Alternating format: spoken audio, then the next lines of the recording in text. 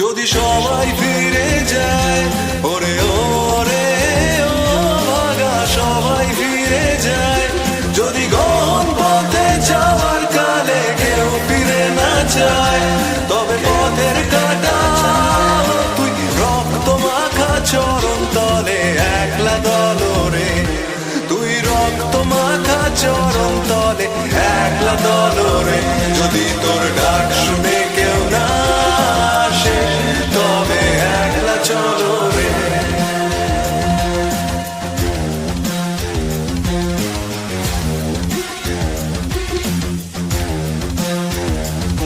যদি আলো না ধরে, ওরে ওরে ও ভাগা আলো না ধরে, যদি ঝড় বাদলে আধার রাতে দুয়ার দেয় ঘরে, তবে বজ্রানলে আপন বুকের পাঁজর জ্বালিয়ে নিয়ে একলা চলো রে, আপন বুকের পাঁজর জ্বালিয়ে নিয়ে একলা চলো রে, যদি তোর ডাক শুনে কেউ না আসে তবে একলা চলো রে।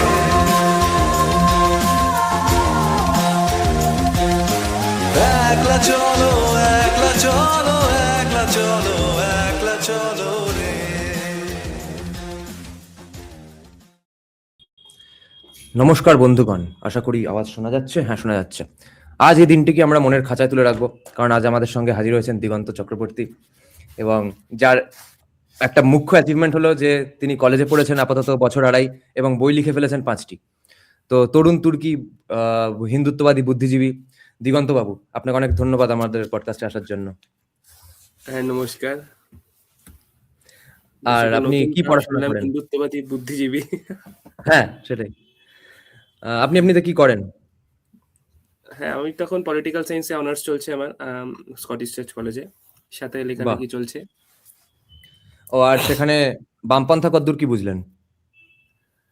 হ্যাঁ, বামপন্থা ভয়ঙ্করী বহুদিন আগেই তথাকথায় লিখেছেন, নতুন করে এক কথায় বললে ওটাই। আর যুব সমাজকে ধ্বংস করার জন্য যেভাবে বামপন্থা ভারতবর্ষের ক্ষতি করেছে তা আমরা সকলেই অবগত। বিশেষ করে একাডেমিক্স এর কথা আমরা যদি বলি, একাডেমিক্স, জার্নালিজম, মিডিয়া, অপপ্রচার, হাফ ট্রুথ প্রচার এবং একাডেমিক্স এর বিভিন্ন, বিশেষ করে হিস্ট্রি এবং সোশ্যাল সায়েন্স, যে বিষয়টা আমার সাবজেক্ট, পল সায়েন্স অর্থাৎ যেটা সোশ্যাল সায়েন্সের অন্তর্গত, এই বিভাগে যে বিপুল পরিমাণ ক্ষতি করেছে, যেভাবে ভারতীয় সংস্কৃতি, ভারতীয় হিস্ট্রিকে ভুলিয়ে দেওয়ার চেষ্টা করেছে।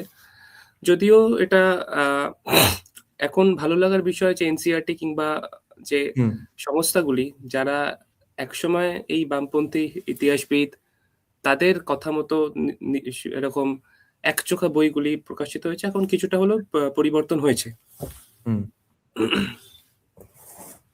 আর তো আচ্ছা, এবার মস্করা ছেড়ে আমি আসল সম্বোধনে আসি। আসলেও তো ছোট্ট ছেলে, সেই জন্য আমাদের মধ্যে তুই তো কারিরই সম্পর্ক।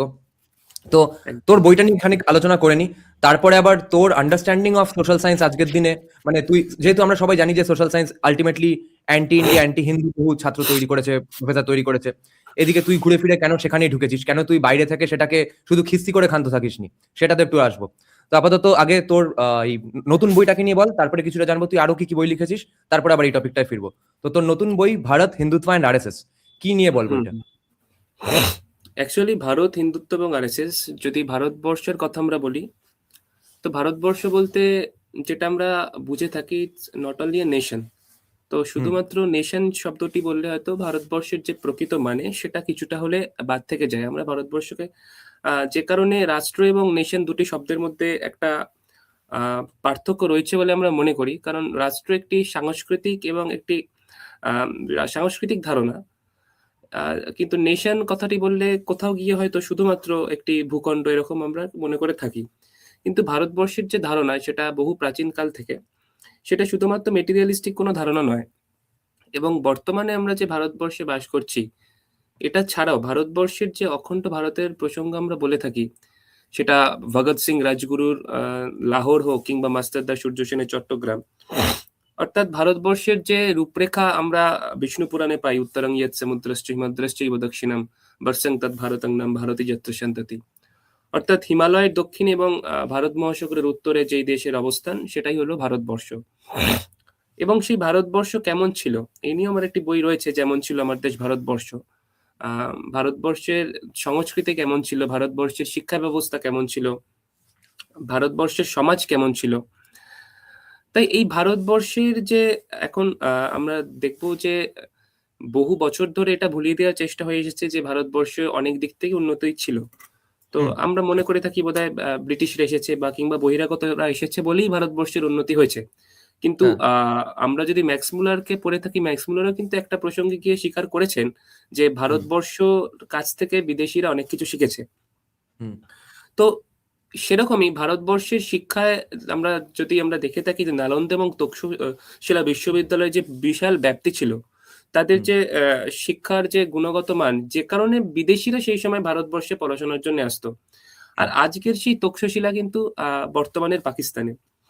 হুম। তাই এটা যেমন কিছুটা বেদনাদায়ক, তেমন হুম। বর্তমানে বিকশিত ভারত 2047 এর লক্ষ্যে আমরা যেমন এগিয়ে চলেছি, হুম।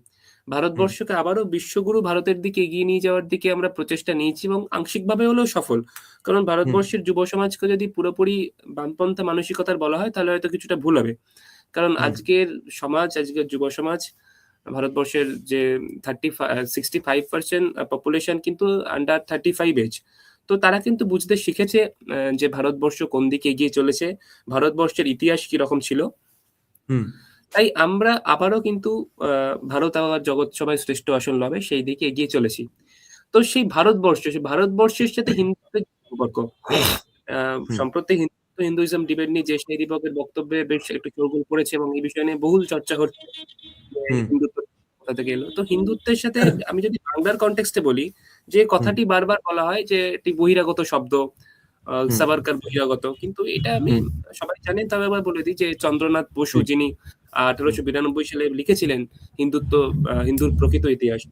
তো হুম। হিন্দুত্ব টার্মটা কিন্তু কোনো বহিরাগত টার্ম নয় এবং এটি অত্যন্ত হুম। আমাদের ভারতবর্ষের প্রত্যেকটি মানুষের সাথে সাংস্কৃতিকভাবে সংযুক্ত একটি শব্দ। হুম। তাই হিন্দুত্ব ভারতবর্ষেও যদি আ আগে নিয়ে যেতে হয় তাহলে কিন্তু হিন্দুত্বের প্রচার এবং প্রসার অত্যন্ত গুরুত্বপূর্ণ। এটা আর কিছু না শুধুমাত্র হলে আমার খুব কথা নয়। বাঙালি একটা টার্ম তো বটেই এটা। অবশ্যই, অবশ্যই খুবই বাঙালি একটি হুম। টার্ম।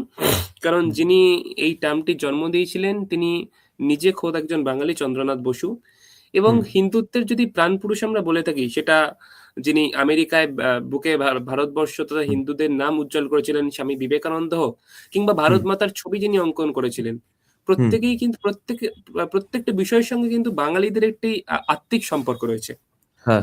আর হিন্দুত্বের সাথে ভারতবর্ষের সম্পর্ক যদি বলি, সেটা শ্রী অরবিন্দ উত্তরপাড়া অভিবাসনে বলছেন 1909 সালে, হুম। যে যদি বলা হয় যে যখন বলা হবে যে ভারত উঠছে, জানবে সনাতন হ্যাঁ। ধর্ম উঠছে। তাই সনাতন ধর্ম হিন্দু ধর্ম। তাই হুম। ভারতবর্ষের উন্নতির কথা বলতে গেলে সনাতন ধর্ম কিংবা হিন্দু ধর্মের উন্নতি অত্যন্ত প্রয়োজন। আর এই হ্যাঁ। ভারতবর্ষ এবং হিন্দুত্ব এই নিয়েই আরএসএস, আমরা যদি দেখি যে সংঘের রাষ্ট্রীয় স্বয়ংসেবক সংঘ বা আরএসএস এর মূল লক্ষ্য কি? সমাজ নির্মাণ। হুম। আমরা বারবার দেখে থাকি যে পরম পূজনীয় মোহন ভাগবত একটি কথাই বলেন যে ভারতবর্ষের উন্নতির জন্য হিন্দুদের উন্নতি প্রয়োজন। এর মানে কিন্তু হুম। এটা নয়, এটা বারবারই মিসইন্টারপ্রিট করা হয় যে হিন্দুত্বের কথা বলা হচ্ছে, হিন্দু রাষ্ট্রের কথা বলা হচ্ছে, মানে বাকিদের মেরে তাড়িয়ে দেবে। ব্যাপারটা কিন্তু সেরকম না। হিন্দুত্বের টার্মটি একটি বিরাট একটি টার্ম, একটি বিরাট ব্যাপ্তি রয়েছে শব্দটা, যেটা হুম। শুধুমাত্র হিন্দু ধর্ম অর্থাৎ ভারতবর্ষকে যারা মা হিসেবে মনে করে, হুম।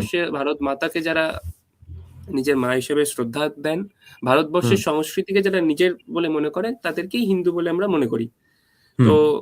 সেই হিন্দুত্বের আ উন্নতি, হিন্দুত্বের প্রসার কিন্তু প্রয়োজন। ভারতবর্ষকে আমরা যে আবারও বিশ্বগুরুর আসনে নিয়ে যাব, সেই লক্ষ্যে। তো তাই এই ৩ টে বিষয়, ৩ টের মধ্যে যে একটা ইন্টার কানেকশন রয়েছে, যে হুম। ভারতবর্ষের উন্নতির জন্য হিন্দুত্ব, এবং এই দুটোই কে মূল পিলার হিসেবে ধরে এগিয়ে চলেছে সংঘ। এই দুটি উন্নতি সাধনের জন্য কাজ করে চলেছে সংঘ। তো এই ৩ টি বিষয়কে কেন্দ্র করে সংঘের শতবর্ষকে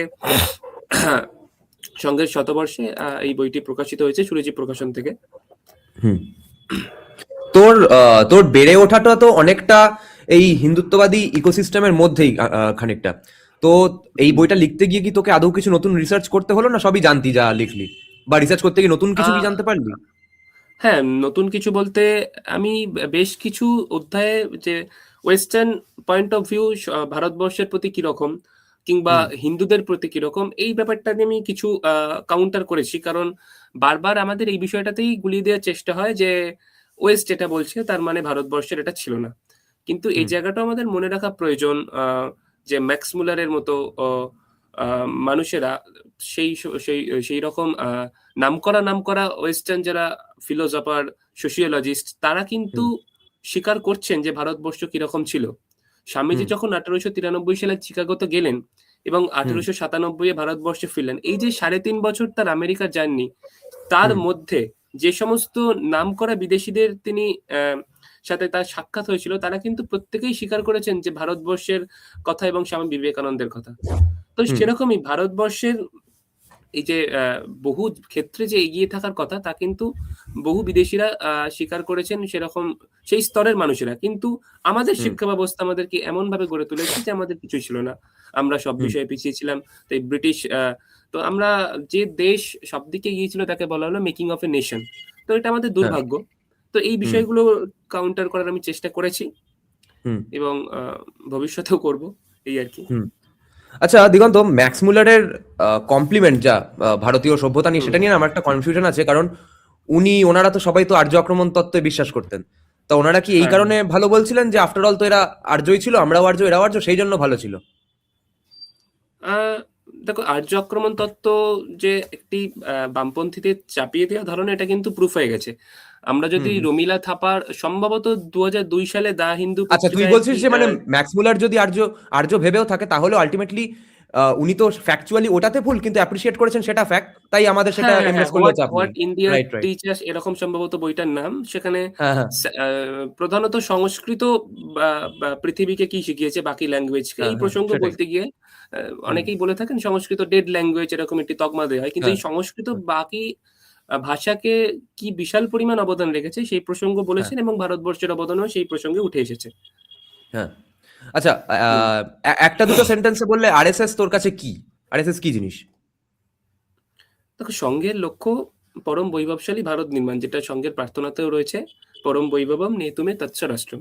তাই হুম ভারতবর্ষকে বৈভবশালী করার লক্ষ্যে যা যা করার প্রয়োজন, সেই লক্ষ্যে সংঘ 100 বছর ধরে এগিয়ে চলেছে। এবং খুব আশ্চর্যের বিষয়, একটি সামাজিক সংগঠন বাইরের কোনো ডোনেশন ছাড়া শুধুমাত্র স্বয়ংসেবকদের নিজেদের সচেষ্টায়, নিজেদের প্রচেষ্টায় 100 বছর ধরে কিন্তু এগিয়ে চলেছে এবং 100 বছর ধরে সেই সংগঠন কিন্তু ক্রমশ বেড়ে চলেছে। হুম মাত্র ৫ জন নিয়ে শুরু হয়ে আজকে ৮০ থেকে ৯০,০০০ সংঘের শাখা চলছে এবং বাইরের প্রায় ২৬ থেকে ৩০টি দেশে সংঘের বিস্তার বিভিন্নভাবে ঘটেছে। তো হুম একই প্রেক্ষাপটে যদি তুমি অন্যান্য সংগঠন দেখো, যে ১০০ বছরে কত সংগঠন এসেছে, ধ্বংস হয়েছে এবং হুম আম হুম আ সিপিএম এর যে প্রতিষ্ঠা ১৯২৫ সালে ভারতবর্ষে, তাদের হ্যাঁ আজকের হালও আমরা দেখতে পাই। হুম তো এটা শুধুমাত্র পজিটিভ ভাবে ভারতবর্ষের ভালো করার লক্ষ্যে কাজ করেছে বলেই হয়তো এই জায়গায় আজকে সংঘ নিজের ব্যাপ্তি ঘটেছে। হুম এবার কাকতালীয়ভাবে পুনেতে যেদিন আমরা আলাদা করে সাভারকারের স্মারক দেখতে বেরোলাম, সেদিনই আমরা রেস্টুরেন্টে বসে একটা আলোচনা করছিলাম যে কেন আরএসএস টিকে গেছিল, হিন্দু মহাসভা টেকেনি। তোর এটাতে আলাদা করে হুম। কিছু ওপিনিয়ন আছে যে আরএসএসই কেন টিকে যাচ্ছে, হিন্দু মহাসভা টেকে না, সিপিএমও টিকছে না? আরএসএস কি এমন ঠিক করেছে যেটা বাকিরা সবাই ভুল করেছে? এই বিষয়ে আ বলতে গেলে, সত্যি বলতে সংঘের সাংগঠনিক যে আম দক্ষতা যদি বলতে হয়, তাহলে অত্যন্ত গ্রাসরুট লেভেলে যে সংঘের কাজ, সংঘের আধার শাখা, অর্থাৎ একদম ছোট থেকে বড় প্রত্যেকেই সমান গুরুত্ব দিয়ে যে দেখা। অর্থাৎ হুম এটা কিন্তু বাস্তবে সংঘ করে দেখিয়েছে। একটি ৩-৪ হুম বছরের বাচ্চা থেকে আরম্ভ করে একজন অধ্যাপক কিংবা একজন লয়ার, প্রত্যেকেই কিন্তু সেই সমান গুরুত্বভাবেই সংঘের শাখায় দেখা হয়। এই যে হুম দৃষ্টিভঙ্গি এবং সৎ হুম উদ্দেশ্য, এই দুটোকেই আমি মনে করি এই হুম ব্যাপ্তির কারণ হিসাবে। আচ্ছা আচ্ছা, আরএসএস নিয়ে একটা প্রশ্ন এসছে এখানে যে আরএসএস কি মনে করে ইংরেজি ভাষীরা দেশবিরোধী মানুষ? আ এটা হয়তো সংঘের কোনো কার্যকর্তা উত্তর দিলেই ভালো করবেন। আমার এইরকম এই আঙ্গিকে কোনো সেরকম রেসপন্স নেই। হুম না মানে আরএসএস কে নিয়ে যে বই লিখেছে সেই লেখক হিসেবে, যেহেতু তুই রিসার্চ করেছিস আরএসএস এর উপর। না, এরকম ব্যাপার কোথাও বলা নেই। কারণ যদি মোহনজির ভাষণও আমরা শুনে থাকি কিংবা সরকার্য, হুম তারাও কখনো, কখনো ইংরেজিতে বলেছেন। আমার নিজের বইটাও ইংরেজিতে। তো এরকম সংঘের হ্যাঁ কোনো হ্যাঁ দৃষ্টিভঙ্গি নেই যে ইংরাজিতে যারা লিখছে বা বলছে তারা ভারত বিরোধী। এরকম কোনো হুম দৃষ্টিভঙ্গি সংঘের নেই। ঠিক আছে। হিন্দুত্ব তোর কাছে কি? তোর কাছে কি এবং আরএসএস এর কাছে কি, এবং সেটা কি একই? আরএসএস এর কাছে যা হিন্দুত্ব বলতে যা বোঝায়, তোর কাছেও তাই আ বোঝায়? অবশ্যই এটা সুপ্রিম কোর্টের রায়ও রয়েছে যে it's a hmm way of life. তো আমি হুম আগেও যেরকম বললাম যে ভারতবর্ষের যে এগিয়ে চলা, ভারতবর্ষের আধার হিসেবে ও তা হিন্দু হিন্দুত্বকে ধর্ম ভাবা আর এবং হিন্দুত্ব একই বলছিস? আর যেটা আমরা যদি স্বামীজির প্রসঙ্গে দেখি, তো স্বামীজিও বলছেন যে প্রত্যেকটি দেশের একটি প্রাণ কেন্দ্র বা আধার থাকে, সেটা হ্যাঁ অন্যান্য ওয়েস্টার্ন কান্ট্রির কাছে হয়তো রাজনীতি, কিন্তু ভারতবর্ষের কাছে সেটা ধর্ম। এবং হুম হুম নিঃসন্দেহে তিনি যেটা হিন্দু ধর্মের কথাই বলেছেন, কারণ 1893 সালে যখন তিনি সেই বিখ্যাত ভাষণ তিনি দেন, তারপর হুম যে পোস্টার তার নামে যে বেরোয়, যে the Hindu Monk of India, তো হুম সেই যে হিন্দু সন্ন্যাসীর যে প্রসঙ্গ, কিংবা শ্রী অরবিন্দ, কিংবা বাল গঙ্গাধর তিলক, প্রত্যেকেই কিন্তু হুম হিন্দুত্ব, আহ, এই এই যে হিন্দুদের যে তত্ত্ব বা হিন্দুত্ব, এই যে প্রসঙ্গ, এবং এটাকে ভারতবর্ষের প্রাণ হিসাবেই, একটি প্রধান চালিকা শক্তি হিসাবেই কিন্তু তুলে ধরেছেন। হুম আমার নিজেরও একটি আর্টিকেল রয়েছে, হিন্দুত্ব তার সুলভ ভারতবর্ষ, তো হ্যাঁ। ওটাই আর কি। তা মানে হিন্দুত্ব আর হিন্দু ধর্ম কি তুই একই বলছিস? দেখো, বেসিক এটার মধ্যে যদি ডিফারেন্স খোঁজা হয়, তাহলে খুব গভীর আলোচনা করলে হয়তো পাওয়া যেতে পারে, কিন্তু হুম হিন্দুত্বের সাথে হিন্দু ধর্মের বেশি কোনো ডিফারেন্স আছে বলে আমি মনে করি না। হুম মানে তাহলে বলছিস যে মমতা ব্যানার্জিও হিন্দুত্ববাদী, কারণ তিনি 3টে মন্দির বানিয়েছেন। না, যদি পলিটিক্সের কথা বলো, অ্যাপিসমেন্ট পলিটিক্সের হুম জন্য অনেকে অনেক কিছু করে থাকেন। তো হুম উনি মন্দির বানিয়েছেন বলে হিন্দুত্ববাদী, এটা বলাটা হয়তো ভুল হবে। আর যদি তুমি হুম হিন্দু ধর্মের কথাই বলো, শুধুমাত্র একটা মন্দির বানিয়ে দিলেই সে হিন্দুত্ববাদী হয়ে গেল, এটা নয়। এটা ভারতবর্ষের যে সংস্কৃতিকে যারা নিজের বলে মনে করেন, সেই সংস্কৃতির সাথে তিনি কতটা সম্পৃক্ত, এই ব্যাপারটার একটি হুম গুরুত্বপূর্ণ ভূমিকা রয়েছে। হুম আধ্যাত্মিকতা বা স্পিরিচুয়ালিটি, হুম ভারতবর্ষের সংস্কৃতিকে তিনি কতটা শ্রদ্ধা বোধ করেন, এটার একটা অবশ্যই ভূমিকা রয়েছে।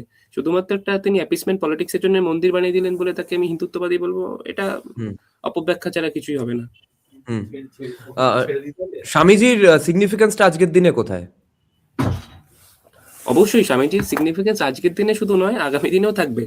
আমি হুম একটু পিছন থেকে যদি বলি, একটু ইতিহাসের পাতা হুম থেকে যদি বলি, যে হুম স্বামীজি যদি আপাত দৃষ্টিতে দেখি, মনে হবে একজন সন্ন্যাসী, হুম যিনি বিদেশে গিয়ে বক্তব্য রেখেছিলেন, এই যা। হুম কিন্তু স্বামীজি যেভাবে ভারতবর্ষের যুব সমাজকে অনুপ্রাণিত করেছিলেন, হুম ভারতবর্ষের যে কালচারাল ন্যাশনালিজম যদি আমরা বলি, তার হুম সেটাকে যিনি মানে সেই ভিতটাকে যিনি নাড়িয়ে দিয়েছিলেন ভারতবর্ষের।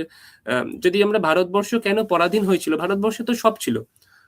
একটি প্রশ্ন যদি আমরা করি যে ভারতবর্ষের সব ছিল, তাহলে ভারতবর্ষে পরাধীন কেন হলো? হুম তার কিন্তু খুব সুন্দর একটা ব্যাখ্যা রয়েছে স্বামীজির স্বদেশ মন্ত্রে।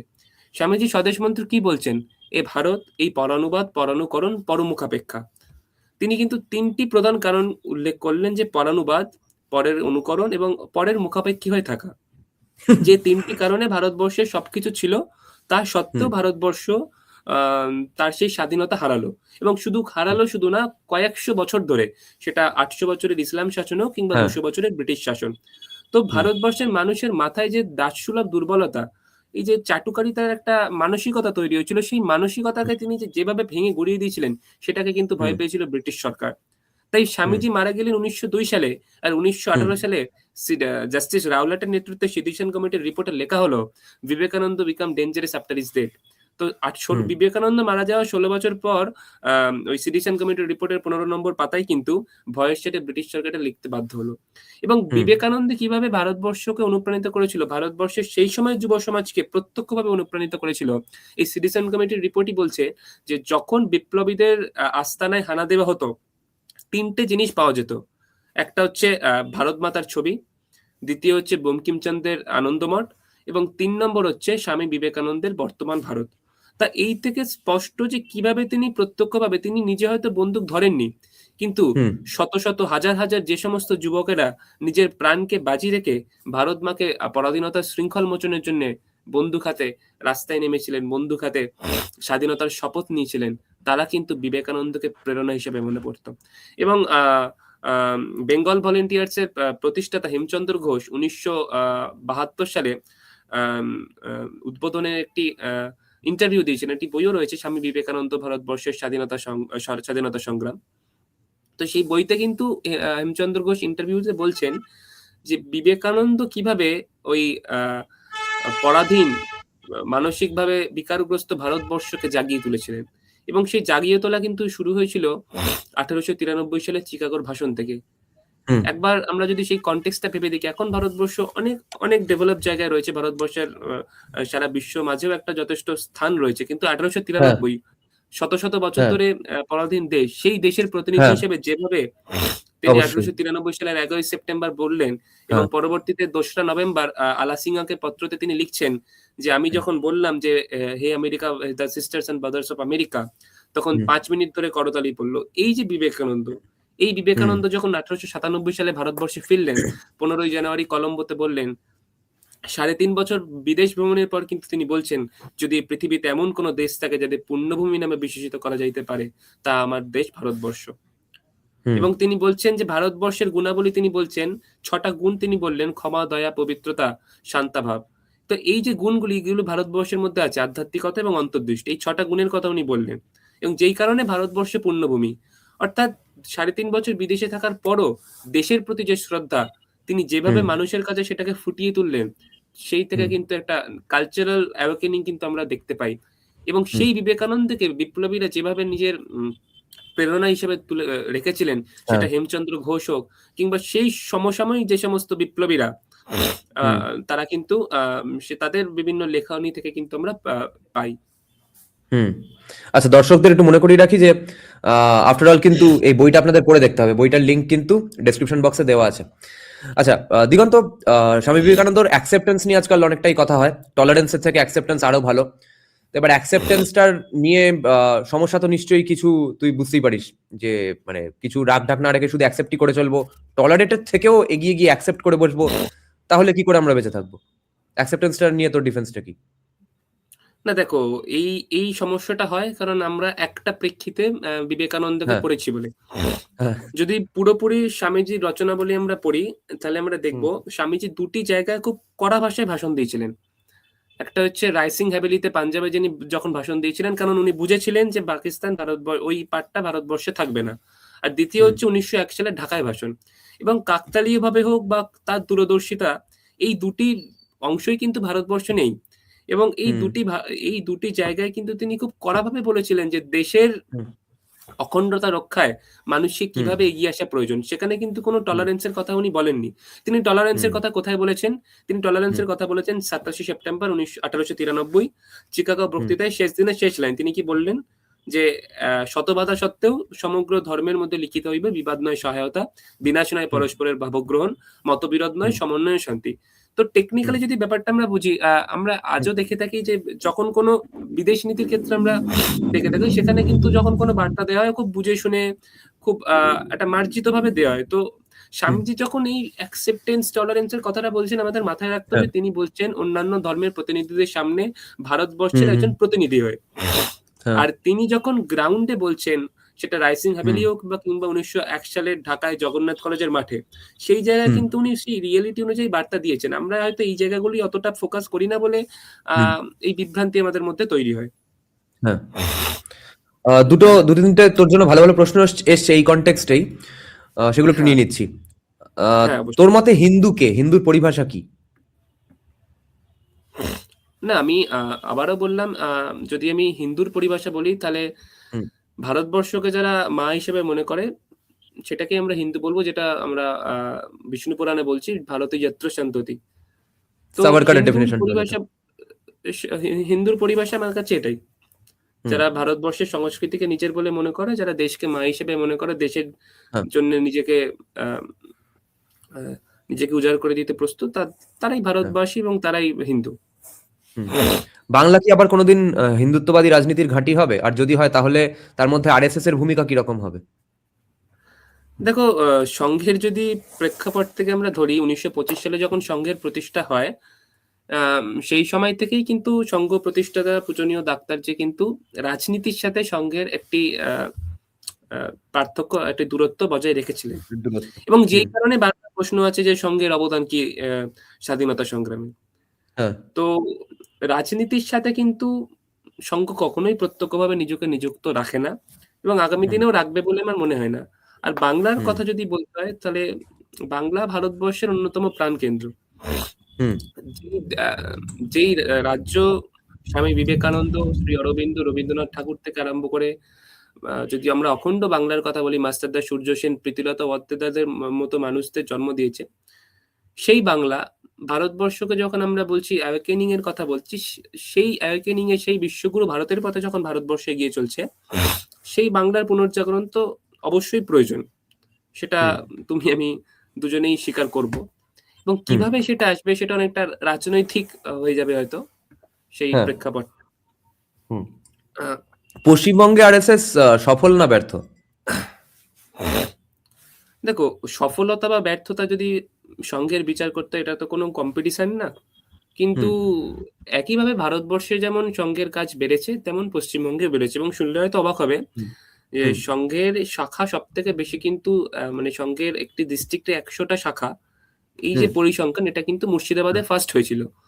তো আচ্ছা, কোন সালে? সংঘের কাজ কিন্তু এটা হয়েছিল প্রায় বছর কুড়ি আগে হবে, আমার ঠিক সময়টা মনে নেই, আমার জন্মেরও আগে। হুম আচ্ছা তাই সংঘের কাজ কিন্তু ক্রমশ বেড়ে চলেছে এবং সেটা ভারতবর্ষের সাথে সাথে পশ্চিমবঙ্গেও বাড়ছে। এবার হ্যাঁ, আচ্ছা কোথাও পরিস্থিতি অনুকূল, সেখানে অবশ্যই কাজ আরো অনেক বেশি পরিমাণে বাড়বে, যেখানে প্রতিকূল হুম পরিস্থিতি সেখানে বাধা আসবে। কিন্তু হুম যেখানে বাধা আসে সেখানে কাজ আরো বাড়ে বলেই আমি মনে করি, এবং সেইভাবেই, কারণ সংঘ তো প্রতিকূলতার সাথেই পেরে এসেছে। ১৯২৫ সালে ভারতবর্ষ পরাধীন ছিল। হুম ১৯৪৭ যখন ভারতবর্ষ স্বাধীন হলো, তখন এমন একটি সরকার এলো যারা ১৯৪৮ সংঘকে ব্যান করলো। হ্যাঁ ১৯৭৫-৭৭ সংঘকে ব্যান করা হয়। ১৯৯২ বাবরি মসজিদ ধ্বংসের সময় সংঘকে ব্যান করা হয়। কিন্তু তা সত্ত্বেও সংঘ এগিয়ে চলেছে। এবং আজকে ১০০ হুম বছর পূর্ণ হচ্ছে, প্রায় ৩০ টা দেশে আ হিন্দু স্বয়ংসেবক সংঘের নামে সংঘের কাজের বিস্তার ঘটেছে। তো হুম এটাই তো, এক কথায় এটাই তো হুম সাকসেস এর উত্তর। হুম আমি তাও মানে কিছুটা তুলনা না করে পারি না, কারণ আমি বুঝতে পারি না যে নর্থ ইস্টে যেখানে আরো প্রতিকূল অবস্থা হওয়ার কথা, সেখানে সঙ্গের সাকসেসটা আরো বেশি কি করে আমরা দেখতে পাই কম্পেয়ার টু পশ্চিমবঙ্গ, যেখানে অলরেডি হিন্দু বসেছিল। এবং আমাদের দাদু ঠাকুরদার জেনারেশনে তো অত সেকুলারিজমও ছিল না, বেগুনি চুল নিয়ে কেউ ট্রান্সজেন্ডার হয়ে ঘুরছিল না। সেইখানে আরএসএস অতটা সাকসেসফুল না কেন কম্পেয়ার টু নর্থ ইস্ট? দেখো, নর্থ ইস্টে আমি খুব অতি সম্প্রতি অরুণাচলে গেছিলাম এবং আমি বেশ অবাকই হয়েছি। হুম কারণ সেখানে একজন একটি পেপার লিখেছিলেন যে হুম সেই এলাকার সেবা কাজে সংঘের ভূমিকা। যিনি লিখেছিলেন তিনি খ্রিস্টান, এবং আচ্ছা খ্রিস্টান হয়ে একটি একাডেমিক পেপার তিনি যেভাবে লিখেছিলেন, আমি তার সাথে আলাপও হুম করেছি। এবং হুম সেই আমার মানে সেই গ্রাউন্ড রিয়েলিটিতে দাঁড়িয়ে যেটা মনে হয়েছে, তো নর্থ ইস্টে কনভার্সন একটি বড় প্রবলেম, সেটা গোটা ভারতবর্ষের মানুষই অবগত। এবং হুম সেই হুম কনভার্সন এর পদ্ধতি বিভিন্ন সময় বিভিন্ন রকম। হুম কখনো হুম টাকা দিয়ে লোভ দেখিয়ে, কখনো অন্য হ্যাঁ পদ্ধতিতে। হ্যাঁ তাই যেভাবে তারা গ্রাউন্ড রিয়েলিটিটা ফেস করছেন, তাই সেখানকার হুম এথনিক গ্রুপ যারা রয়েছেন, যারা সেই কালচারকে ভালোবাসেন, সেই কালচারের হুম সাথে নিজেকে সম্পৃক্ত রাখতে চান, সামান্য কিছু টাকার জন্যে হুম নিজেকে হয়তো বিলিয়ে দিতে চান না। তো সেই হুম সমস্ত মানুষ তাদের অস্তিত্বের লড়াই হিসেবে, অস্তিত্বকে টিকিয়ে রাখার লড়াই হিসেবে, তাদের সাথী হুম হিসেবে কিন্তু সংঘকে মনে করে বলে আমি মনে করি। তো হুম গ্রাউন্ড রিয়েলিটি আমার এটা ফেস করেছে। এটা আমার এই আঙ্গিকটা মনে হয়েছে। আর হুম বাংলার কথা যদি বলি, যদি রাজনৈতিক প্রেক্ষাপট সম্পূর্ণ ভিন্ন, হুম রাজনৈতিক অনেক দর কচাকচি থাকে। কিন্তু সংঘ কিন্তু, সংঘের একটি কথা আমি বারবার বলে থাকি, সেটা হচ্ছে বাংলা হচ্ছে সংঘের প্রতিষ্ঠাতা ডাক্তারজির শিক্ষাভূমি। আমরা জানি ১৯১০ সালে উনি পড়াশোনা করতে বাংলায় এসেছিলেন। এবং হুম দ্বিতীয় সরসংঘচালক শ্রী গুরুজির কিন্তু দীক্ষাভূমি। কারণ উনি কিন্তু রামকৃষ্ণ মিশনের সন্ন্যাসী হবে বলেন সারগাছি রামকৃষ্ণ মিশনে এসে স্বামী অখণ্ডানন্দের কাছ থেকে দীক্ষা নিয়েছিলেন। তাই বাংলার সাথে সংঘের সম্পর্ক এবং বাংলায় সংঘের কাজ কিন্তু একটা অন্যান্য স্টেটের থেকে আলাদা। বাংলার সাথে সংঘের সম্পর্ক এটি হ্যাঁ অত্যন্ত গভীর সম্পর্ক, এবং এটা কিন্তু হ্যাঁ আমি বলব না এটা অন্যান্য বিভিন্ন রাজ্যের সাথে তুলনা করলে হয়তো আলাদা হবে, কোথাও অনুকূল, কোথাও প্রতিকূল পরিস্থিতি। কিন্তু হ্যাঁ ১০০ বছর ধরে প্রতিকূলতার মধ্যে, সেটা বাম শাসন হোক, কংগ্রেস শাসন হোক কিংবা ব্রিটিশ পিরিয়ড, এখনো কিন্তু হুম কোনোদিনই অনুকূল পরিস্থিতি বাংলায় আসেনি। তাতেও সংঘের কাজের যে বিস্তার ঘটেছে, তা হুম হুম কিন্তু মানে সংঘের যে ১০০ বছরের যে লক্ষ্যে একটা গুরুত্বপূর্ণ অবদান রাখে। হুম আর তোর সাভারকারকে নিয়ে তোর কি মত? দেখো, সাভারকারকে যারা প্রথমত দুটি বিষয় নিয়ে সাভারকারকে আহ, খুব টার্গেট করা হয়। একটা হচ্ছে তিনি র্যাডিক্যাল হিন্দুইজম, এটা অদ্ভুত একটা টার্ম আমরা শুনে থাকি, যে হুম র্যাডিক্যাল হিন্দুইজম। কিন্তু হুম আমার কলেজেরও কিছু ভাইরা বলে থাকে যে ভাই, দাদা র্যাডিক্যাল হিন্দুইজম প্রমোট হচ্ছে। আমি তাদের প্রশ্ন করি, ভাই দু তিনটি এক্সাম্পল দে, র্যাডিক্যাল হিন্দুইজম কোথায় কোথায় টেরোরিস্ট অ্যাটাক করেছে বা কিছু, যে সাভারকারের হুম ছবি টবি নিয়ে কোথাও বোধহয় মসজিদ হ্যাঁ হ্যাঁ মন্দির দিয়ে দিয়েছে। হ্যাঁ এক্সাম্পল হ্যাঁ কিছু নেই তাদের কাছে। একটা টার্ম যেটা হ্যাঁ লেফট একাডেমি আমাদেরকে দান করেছে, বলা যায় যে র্যাডিক্যাল হিন্দুইজম। আর হ্যাঁ দ্বিতীয় হচ্ছে মুচলেকা দেয়া। কিন্তু মুচলেকা দেওয়ার হ্যাঁ প্রসঙ্গে আমি খুব খুব এভাবেই বলা যায় যে এসে ডাঙ্গে যিনি কমিউনিস্ট পার্টির বড় লিডার তার মুচলেখা এবং সাভারকারের মুচলেখার কিন্তু একই বাক্য ব্যবহার হয়েছে। তো মুচলেখার ব্যাপারটা কিন্তু সেই সময় একটা ট্যাকটিক্স হিসেবেই বলা যেতে পারে এবং এটা স্পষ্ট, কারণ সেই সময় তারা বন্দী থাকতে চাননি, তারা বেরিয়ে কি আবারও স্বতন্ত্রতার কাজে নিজেদের নিযুক্ত করতে চেয়েছিলেন। আর যেই বিপ্লবী, একমাত্র বিপ্লবী যাকে দুবার কালাপানি দেওয়া হয়েছিল, তাকে নিয়ে যদি প্রশ্ন করা হয়, যারা প্রশ্ন করছে তাদের নিয়ে আমার একটা বড় প্রশ্ন থেকেছে। রামকৃষ্ণ মিশনের উদারবাদ নিয়ে আজকাল অনেক ক্রিটিসিজম উঠছে, মানে একটু কিছুটা সেটা আমার একটু হাস্যকর মনে হয় যে মানে সবাই তো ভাই হিন্দুত্ববাদী হলামই এই 5 বছর আগে, এর মধ্যেই এসে রামকৃষ্ণ মিশনের থেকে বড় অলরেডি হিন্দু সংগঠন সবাই করার প্ল্যান করে ফেলেছে, কিন্তু তাও মানে উদারবাদ তো আছেই তাদের মধ্যে। সেটাকে তুই ভালো চোখে দেখিস না ক্রিটিসিজম হিসাবেই তোর করতে ইচ্ছা করে? না, অ্যাকচুয়ালি সবকিছু ক্রিটিসাইজ করে আমরা এগিয়ে যেতে পারবো বলে আমার মনে হয় না। কারণ স্বামীজি এবং অরবিন্দকে যদি আমরা কিছুটা হলেও স্টাডি করি, আমরা বুঝতে পারবো বিষয়টা অনেক গভীর। শুধু এবং ভারতবর্ষে এতদিন টিকে আছে কারণ এই অ্যাকসেপ্টেন্স এর জন্যই। কিন্তু হ্যাঁ, এই অ্যাকসেপ্টেন্স এর অনেক অপব্যাখ্যা হয়ে থাকে। কিন্তু এর কথা আমরা মানতে বাধ্য যে ভারতবর্ষ কাউকে কখনো আক্রমণ করেনি এবং যেই কারণে আমরা দেখেছি বহু সভ্যতা তৈরি হয়েছে, একে অপরকে অ্যাটাক করেছে, প্রচুর জায়গা দখল করেছে, কিন্তু আজ তারা নিশ্চিহ্ন। আমরা যদি গ্রীসের কথা বলে থাকি, সেই দিক থেকে যে ভারতীয় সভ্যতা এত আঘাত এসেছে, 17 বার সোমনাথ মন্দিরে হামলা হয়েছে, সোমনাথ মন্দির এখনো রয়েছে, তাই আঘাত এসেছে কিন্তু প্রত্যাঘাত হয়েছে। আর ইসকন, রামকৃষ্ণ মিশন এগুলি ভারতবর্ষের হিন্দুদের একত্রিত করার অন্যতম বড় সাংস্কৃতিক, কালচারাল বা রিলিজিয়াস সংগঠনের মধ্যে অন্যতম, তাই এদের বিরোধিতা করার কোনো প্রশ্নই ওঠে না। হ্যাঁ, মানে ইসকনকে নিয়ে ওটা খুবই সত্যি, কিন্তু ইসকনকে নিয়ে অনেক রকম ক্রিটিসিজম থাকতে পারে, কিন্তু সেই বাংলাদেশেও বহু মন্দির কিন্তু আলটিমেটলি গ্রাউন্ডে দাঁড়িয়ে প্রোটেক্ট করছে আলটিমেটলি ইসকন। ভারতবর্ষের যে সমস্ত ধর্মীয় সংগঠন রয়েছে তার মধ্যে ভারত সেবাশ্রম সংঘ, রামকৃষ্ণ মিশন, ইসকন বা বিভিন্ন বৈষ্ণব সংগঠন যেগুলি রয়েছে, সেটা ডক্টর মোহনামৃত ব্রহ্মচারী শিষ্যদের যে সমস্ত সংগঠন, এগুলোই মানে প্রথম সারির মধ্যে আসে। তো এই এদের বিরোধিতা করে নিজেরা সংগঠন খুলবে, এটা মানে খুবই একটা বিক্ষিপ্ত ধারণা, হটকারিতা সিদ্ধান্ত ছাড়া কিছুই না। আমার পার্সোনাল ভিউ। হ্যাঁ, স্বামী বিবেকানন্দকে নিয়ে একটা ক্রিটিসিজম আসছে লাইভ চ্যাটে। ভারত, এটা স্বামীজির কোট, ভারতে মুসলিম বিজয় নির্যাতিত গরিব মানুষকে মুক্তির স্বাদ দিয়েছিল, সেই জন্যই এদেশের 5 ভাগের 1 ভাগ মানুষ মুসলিম হয়ে গিয়েছিল। এসব শুধু অস্ত্রের জোরে হয়নি, অস্ত্রের জোরে ধ্বংস করে এ কাজ হয়েছিল। এমন চিন্তা নিছক পাগলামি ছাড়া আর কিছু নয়। আর জমিদারদের আর পুরোহিতদের কবল থেকে মুক্তি পেতে চেয়েছিল বিবেকানন্দ। বাণী ও রচনা 3য় খণ্ড। এই ন্যারেটিভটা লেফটিস্ট আর মুসলিমরা স্প্রেড করছে 12 জানুয়ারি থেকে। এই স্টেটমেন্টটা কি উনি দিয়েছিলেন আর কনটেক্সটটা কি ছিল? দেখো, 2-3টে কনটেক্সট খুব বুলিয়ে দেওয়ার চেষ্টা হয় স্বামী বিবেকানন্দ। একটা হচ্ছে অত্যন্ত প্রচলিত গীতা পাঠের প্রসঙ্গ, দ্বিতীয় হচ্ছে এই যে প্রসঙ্গ উনি উল্লেখ করেছেন, আর একটা হচ্ছে বেদে গরু সম্পর্কে ওনার কি মতামত। তো 3টি প্রসঙ্গই বুঝতে গেলে তার আগেটা মানে তার প্রেক্ষাপটটা পড়া অত্যন্ত প্রয়োজন। এই প্রসঙ্গ যেটা রয়েছে সেখানে কিন্তু সম্ভবত আমার যতদূর মনে হয়, আমাকে হয়তো আরেকবার দেখতে হবে, তো সম্ভবত যে সেই সময় সতীদাহ প্রথা বা এই কোনো একটা পরিপ্রেক্ষিত পুরোহিতদের, সেই সময়কার পুরোহিত বলতে শুধুমাত্র যদি আমরা পুরো ব্রাহ্মণ সমাজকে আগে দিই সেটা কিন্তু না। তো সেই বিক্ষিপ্ত ভাবে তো হ্যাঁ, অত্যাচার তো কিছু হয়েছিলই, তো সেটার জন্য সেই প্রসঙ্গে হয়তো বলতে কি উনি বলেছিলেন। আর গীতাপাতের যে প্রসঙ্গ আসে সেক্ষেত্রে উনি পরিষ্কারভাবে বলেছিলেন যে ভাই তুমি ব্যায়াম করো, শরীর গঠন করো, তাহলে বিষয়টা আরো ভালো বুঝবে। আর 3 নম্বর যেটা আসে সেটা হচ্ছে গরুর ব্যাপারটা। সেটা সেই সময় প্লেগ রোগ হয়েছিল কলকাতায়, আমরা সবাই জানি। রামকৃষ্ণ মিশন বিপুল পরিমাণে সেবা করেছিল। সেই প্লেগ রোগের সেবার সময় একদল স্বামীজির কাছে আসেন এবং গোরক্ষা সমিতির চাঁদা চাইতেছেন। যে সেই সময় স্বামীজি বিরক্ত হয়ে বলেন যে আগে তো মানুষের সেবা করো, তারপর গরুর সেবা করবে। তো এটা প্রেক্ষাপট। তো আমরা যদি কনটেক্সট, সময়, কোন একটা জিনিস বুঝতে গেলে কোন সময়ে বলেছেন এবং কি প্রসঙ্গে বলেছেন সেটা জানা অত্যন্ত জরুরি। তো আর যদি আমরা বলি যে স্বামী বিবেকানন্দ হিন্দু সন্ন্যাসী, সেটা তো স্বীকার করতে কোনো বাধা নেই। যেই স্বামী বিবেকানন্দ 3.5 বছর বিদেশ থেকে ফিরে এসে বললেন I am proud to call myself a Hindu, তাকে যদি এরকম বিক্ষিপ্ত কিছু লাইন তুলে তাকে অপব্যাখ্যা করা হয়, সেটা অপব্যাখ্যাই। তার কনটেক্সটটা আগে পরে পড়লেই সেটা কিন্তু আমাদের কাছে অনেকটা ক্লিয়ার হয়ে যাবে। নববিমর্শ বলে চ্যানেলটি বলছে যে রাষ্ট্রীয় আরএসএস কি মনে করে যারা হিন্দুদের গণহত্যা করেছে 1000 বছর ধরে তাদেরকে আপন করে নেওয়া উচিত? হ্যাঁ, এই প্রশ্নটা হয়তো ডক্টর মোহন ভগবতজি বারবার বলে থাকেন যে আমাদের ডিএনএ এক। সেই উম, সেই প্রেক্ষিত থেকে প্রশ্নটা হ্যাঁ। উনি একটা কথা কিন্তু বারবার বলেন যে যারা এই দেশ এবং সংস্কৃতিকে নিজের মনে করে তারা হিন্দু। তাই হুম। যেই ইখতিয়ার উদ্দিন মোহাম্মদ বিন বখতিয়ার খলজি ১২০৩ সালে বাংলাকে ধ্বংস করেছিলেন, তাকে যারা পূর্বপুরুষ হিসেবে মনে করে, তাকে হুম। অবশ্যই সংঘ নিজের আম শুভাকাঙ্ক্ষী বলে মনে করেন না। কিন্তু ডক্টর হ্যাঁ। এপিজে আব্দুল কালামের মতো মানুষকে যারা নিজের হ্যাঁ। পূর্বপুরুষ বলে মনে করেন, তাদের সংঘ অবশ্যই বুকে জড়িয়ে নেবে। হুম।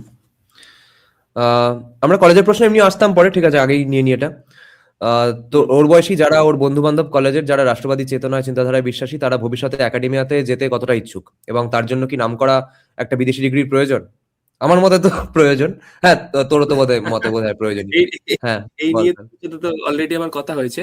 তবে একটা জিনিস হ্যাঁ। আমার খুব ভালো লাগে, যেটা আমি আমার নিজের বন্ধু বা সিনিয়র জুনিয়রদের মধ্যে যেটা দেখি, হুম। যে বামেরা যে ব্রেন ওয়াশ করার চেষ্টা করেছিল কিছুটা হলে হয়তো সফল, কিন্তু হুম। পুরোভাবে কিন্তু তারা সফল নয়। বর্তমান যুব সমাজ, আমার বয়সী ছেলেমেয়েরা কিন্তু যথেষ্ট ওয়াকিবহল ভারতবর্ষে কি হচ্ছে, ভারতবর্ষের পারিপার্শ্বিক দেশে কি হচ্ছে, বামপন্থার হুম। বিচারধারা আসলে ভারতের ভালো করবে কিনা। তো আমি হুম। সেই পরিপ্রেক্ষিতে বলতে পারি, ভবিষ্যতে একাডেমিক্সে যে সমস্ত মানুষেরা আসবেন, সেখানে হুম। কিন্তু বামপন্থীরা শুধুমাত্র থাকবেন তা নয়। সত্যিকারের ভারতবর্ষের উন্নতি সাধন করতে চান, সত্যিকারের ভারতবর্ষকে শ্রদ্ধা হ্যাঁ। ভক্তি করেন, এইরকম হ্যাঁ। যুব সমাজও কিন্তু রয়েছে। হুম। সংঘ কি সংঘ বাংলা সংস্কৃতি কতটা বোঝে এবং বাংলা নিয়ে কি মনে করে? হ্যাঁ, সংঘর সাথে বাংলার সংস্কৃতি অবশ্যই। কারণ ডাক্তারজি ৫ বছর বাংলায় ছিলেন, এবং বাংলায় যে অনুশীলন সমিতি, উনি সন্দীপ সান্যালের রিভলিউশনারি বইতে উনি উল্লেখ করেছেন যে ১৯১০ থেকে ১৯১৫ যখন তিনি কোকেন ছদ্মনামে অনুশীলন সমিতিতে ছিলেন, সেই হুম। অনুশীলন সমিতির ধাঁচের সাথে কিন্তু সংঘের অনেকটা মিল আছে। আমাদের যে সংঘের শারীরিকটা হয়ে থাকে, আমাদের ১ ঘন্টা শাখায় ২০ হ্যাঁ। মিনিট শারীরিক হয়। তো হুম। সংঘের এই যে সিস্টেমটা কিন্তু কিছুটা হলেও অনুশীলন সমিতির থেকে হুম। অনুপ্রাণিত হয়ে তাদের থেকে একটা প্রেরণা নিয়েই বলা যায়। আর হুম। শ্রী গুরুজির কথা যদি বলি, সংঘের প্রধান যে দুজন প্রাণপুরুষ ডাক্তারজি এবং শ্রী গুরুজি, তারা দুজনেই কিন্তু বাংলার সংস্কৃতির সাথে অত্যন্ত সম্পৃক্ত।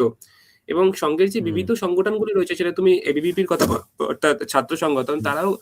কিন্তু তাদের প্রধান দিনটা কিন্তু স্বামী বিবেকানন্দের জন্মদিন অর্থাৎ যুব দিবসের দিনটাই পালন হয়। তো হ্যাঁ। বাংলার সংস্কৃতিকে ছেড়ে কোনো হিন্দু সংগঠনই চলতে পারে না, এবং সংঘও সেক্ষেত্রে কোনো ব্যতিক্রম নয়। আচ্ছা, আমার মনে হচ্ছে উত্তরটা দিগন্ত, তুই কিন্তু বাংলা সংস্কৃতি বলতে ১৯২০ বাংলার কথা বলছিস। ২০২৫-২৬ বাংলা সংস্কৃতির সঙ্গে সংঘ কতটা অবগত? ২০২৫ এটাকে ঠিক সংস্কৃতি বলা চলে কিনা, এটা নিয়ে আমার নিজেরই একটা বিস্ময় রয়েছে। আ হুম।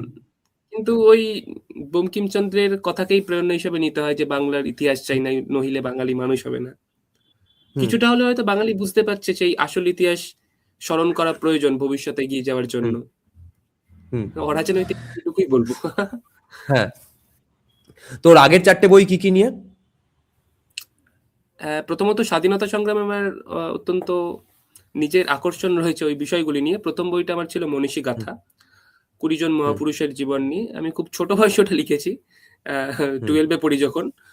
২০২২ বাহ! সালে ওটা প্রকাশ হয়। ২০২৩ এ যেমন ছিল আমার দেশ ওটা কি, ভারতবর্ষ, এই তোর প্রথম ৪টে বই কি ইংলিশ এবং বাংলা দুটোতেই আছে? ১ম ৩ টে বই বাংলায়, তারপরে ২ টো বই ইংলিশে। আচ্ছা, আচ্ছা, আচ্ছা। আর শুধু ইংলিশে লাস্ট দুটো? লাস্ট ২ টো শুধু ইংলিশে, শেষেরটা হয়তো হিন্দিতে ট্রান্সলেশন হবে। কাজ চলছে ওটা। আচ্ছা, আচ্ছা। আচ্ছা, হ্যাঁ, হুম, এবার বল আবার প্রথম থেকে। হ্যাঁ, হুম। প্রথমটা হ্যাঁ, ১ম টা মনীষী গাথা। আ মনীষী গাথা যেটা ছিল ওটা ২০ জন বিপ্লবীকে নিয়ে। আ ২য় কাদের বই ছিল কাদের নিয়ে? যেমন ছিল, সেখানে আমার খুব কমন কিছু, যেমন প্রীতিলতা ওয়াদ্দেদারের মতো হুম। বিপ্লবীরা ছিল, এবং উল্লাসকর দত্তের মতো হুম। খুব কম হুম। পরিচিত বিপ্লবীদের আ প্রসঙ্গও উঠে এসেছে। আর হুম। ২য় বই যেটা রয়েছে যেমন ছিল আমার দেশ ভারতবর্ষ, অর্থাৎ হুম। ভারতবর্ষের শিক্ষা ব্যবস্থা কেমন ছিল, ভারতবর্ষের সমাজ কেমন ছিল, ভারতবর্ষের রাজনীতি কেমন ছিল, হ্যাঁ, হ্যাঁ। হুম। এই বিষয়গুলোকে নিয়ে যেমন ছিল আমার দেশ ভারতবর্ষ বইটি রয়েছে। ৩য় বই প্রবন্ধ হ্যাঁ। সহায়িকা, ওটা আমার বাংলা আর্টিকেলের ৫০ টা সিলেক্টিভ আর্টিকেলের কালেকশনস। বাহ! আর ৪র্থ বইটা যেটা রয়েছে দ্য আনসাং হিরোইনস অফ ভারত, ওটাতে আমি হুম। ওই স্বাধীনতার ৭৫ যখন চলছিল, সেই সময় আমার ওটা মনে হয় যে নাম না জানা যে সমস্ত ভারতীয় বিপ্লবীরা রয়েছে, মহিলা বিপ্লবীরা। কারণ হুম। ভারতবর্ষ এমন একটি দেশ যারা খুব প্রাচীন কাল থেকে মহিলাদের উন্নতি সাধনের জন্যই সচেষ্ট। সেটা হুম। বৈদিক যুগে হুম। আমরা লোপামুদ্রা অপলার কথা বলি, কিংবা আজকের হুম দিনে সাম্প্রতিক ইতিহাসে অহিল্যাবাই, রানী লক্ষ্মীবাই, হুম এনাদের প্রীতিলতা ওয়াদ্দেদার, মাতঙ্গিনী হাজরা। বা আমাদের তাই প্রেসিডেন্ট। এই প্রেক্ষাপটটা নিয়ে আমার কাজ করার একটা ইচ্ছা ছিল। তাই ৫০ জন হুম খুব কম পরিচিত আ মহিলা স্বাধীনতা সংগ্রামী, তাদের নিয়ে আমি, হুম যেমন পার্বতী গিরি উড়িষ্যার, আমরা খুব কমই নাম শুনেছি। এটা নিয়ে আমি একটা প্রায় খুব সময় সাপেক্ষই ছিল কাজটা। ওটা আমি একটা করার চেষ্টা করেছিলাম। ওটা ২০২৪ সালে প্রকাশিত হয়। ওই স্বাধীনতা ৭৫ এর ওই সেলিব্রেশন এর সময়। আর রিসেন্ট যেটা হুম। রয়েছে এটা আমার ইংলিশ আর্টিকেলের কালেকশন। এই ৩ টে বিষয়কে কেন্দ্র করে যে সমস্ত লেখা রয়েছে আমার, সংঘ হুম। শতবর্ষকে কেন্দ্র। কোথায় কোথায় তোর লেখা বেরোয়? আ অর্গানাইজারে তো মোটামুটি বেরোয়। বাংলায় যুগসংখ্য হ্যাঁ। বেরোয়। আর আনন্দবাজারে কিছু বেরিয়েছিল। কিন্তু তাদের ন্যারেটিভ হুম আমরা জানি, তাই নতুন হ্যাঁ। করে বলার অপেক্ষা রাখে না। হুম স্টেটসম্যানে আমার ১ম লেখা বেরিয়েছিল লেটেস্ট এডিটরে। ওই আফগানিস্তানের মহিলাদের পড়াশোনা বন্ধ করে দেওয়া নিয়ে ২০২২ সালে বেরিয়েছিল জুলাই মাসে। 11 এ পড়ি বাহ! যখন আমি। তো ওরে আরো বাবা! বিভিন্ন নিউজ পেপারে বেরিয়েছে। আর রিসার্চ মেটেরিয়াল কোত্থেকে জোগাড় করিস? কোথায় কোথা থেকে যেতে হয় তোকে রিসার্চ করতে? ন্যাশনাল লাইব্রেরি একটা মানে অন্যতম। ন্যাশনাল লাইব্রেরি আমি যখন মানে বই লেখা বা কোনো রিসার্চ পেপারের কাজে তো আমাকে ন্যাশনাল লাইব্রেরি তো যেতে হয়ই। কারণ অত হুম বই কিংবা অত অনলাইন সোর্স বলো, ন্যাশনাল হুম লাইব্রেরি ছাড়া আমাদের হাতের কাছে কোথাও পাওয়া যায় না, এবং এটা এশিয়ার ১ম লাইব্রেরি এবং সর্ববৃহৎ লাইব্রেরি। হ্যাঁ এবং আজও জাস্টোর বা বিভিন্ন ওয়েবসাইটের কারণে আমরা বেশ কিছু রিসার্চ পেপার আমরা অনলাইন অ্যাক্সেস করতেও পারি। বেশ হুম বহু ভালো, ভালো বইয়েরই পিডিএফ এখন পাওয়া যায়, এবং যেগুলো পাওয়া যায় না হুম সেগুলো আমাকে ন্যাশনাল লাইব্রেরি আ থেকেই জোগাড় করতে হয় বলতে গেলে। হুম। তুই এমন একটা সময় বই লেখা শুরু করেছিস যেই সময় অবধি এআই ছিল না এবং পঞ্চম বই লিখতে লিখতে এআই ছেয়ে গেছে চারপাশে। তো এখন এআই হুম, এর হুম। সাহায্য কতটা নিচ্ছিস?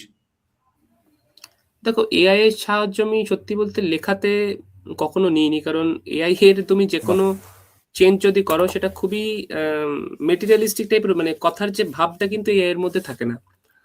হ্যাঁ, খুব এটাই সাধারণভাবে আমি যেটা দেখেছি। আমাদের, হুম। হ্যাঁ, নিজের তুমি একটা যখন একটা চরিত্র রাখতে গেলে লেখায় নিজের তাহলে একদম এআই ইউজ করা নিজের যায় না। নিজের যে একটা ভিতরের একটা পয়েন্ট অফ ভিউ, সেই হ্যাঁ। ব্যাপারটা কিন্তু এআই এর মধ্যে থাকে না।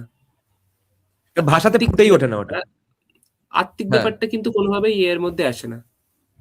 হ্যাঁ। স্কটিশ চার্চ কলেজে জেনজি শিক্ষার্থীদের ডেমোগ্রাফি কেমন? সেখানে কি তারা ডানপন্থী মতাদর্শ খোলাখুলি ও আত্মবিশ্বাসের সঙ্গে আলোচনা করতে পারে নাকি এখনো বামপন্থী চিন্তাধারায় প্রভাবশালী না, অবস্থানে না, না, রয়েছে? না, একদম, কিছুটা একদম। দিগন্তর জন্যই পারে। না, আমার জন্যই বলব না। আমাদের নিজেদের খুব ভালো একটা গ্রুপ রয়েছে ৫-৭ জন, ৮ জন, ১০ জনের। যারা হুম, খুব ওয়াকিবহালভাবে এই বিষয়ে আলোচনা করি, এবং আমাদের আলোচনায় হুম। ইন্টারেস্টেড হয়ে তথাকথিত বাম হ্যাঁ, মনস্ক কিছুরাও চেঞ্জ হয়েছে। কারণ তারা, বাহ! আমি একটা জিনিস আমি খুব স্ট্র্যাটেজিক্যালি ভেবে দেখেছি, সেটা হচ্ছে হুম, আন্ডার 30 যারা রয়েছে, যারা বাম, তারা কিন্তু বেশিরভাগ ক্ষেত্রেই জানে না বলে।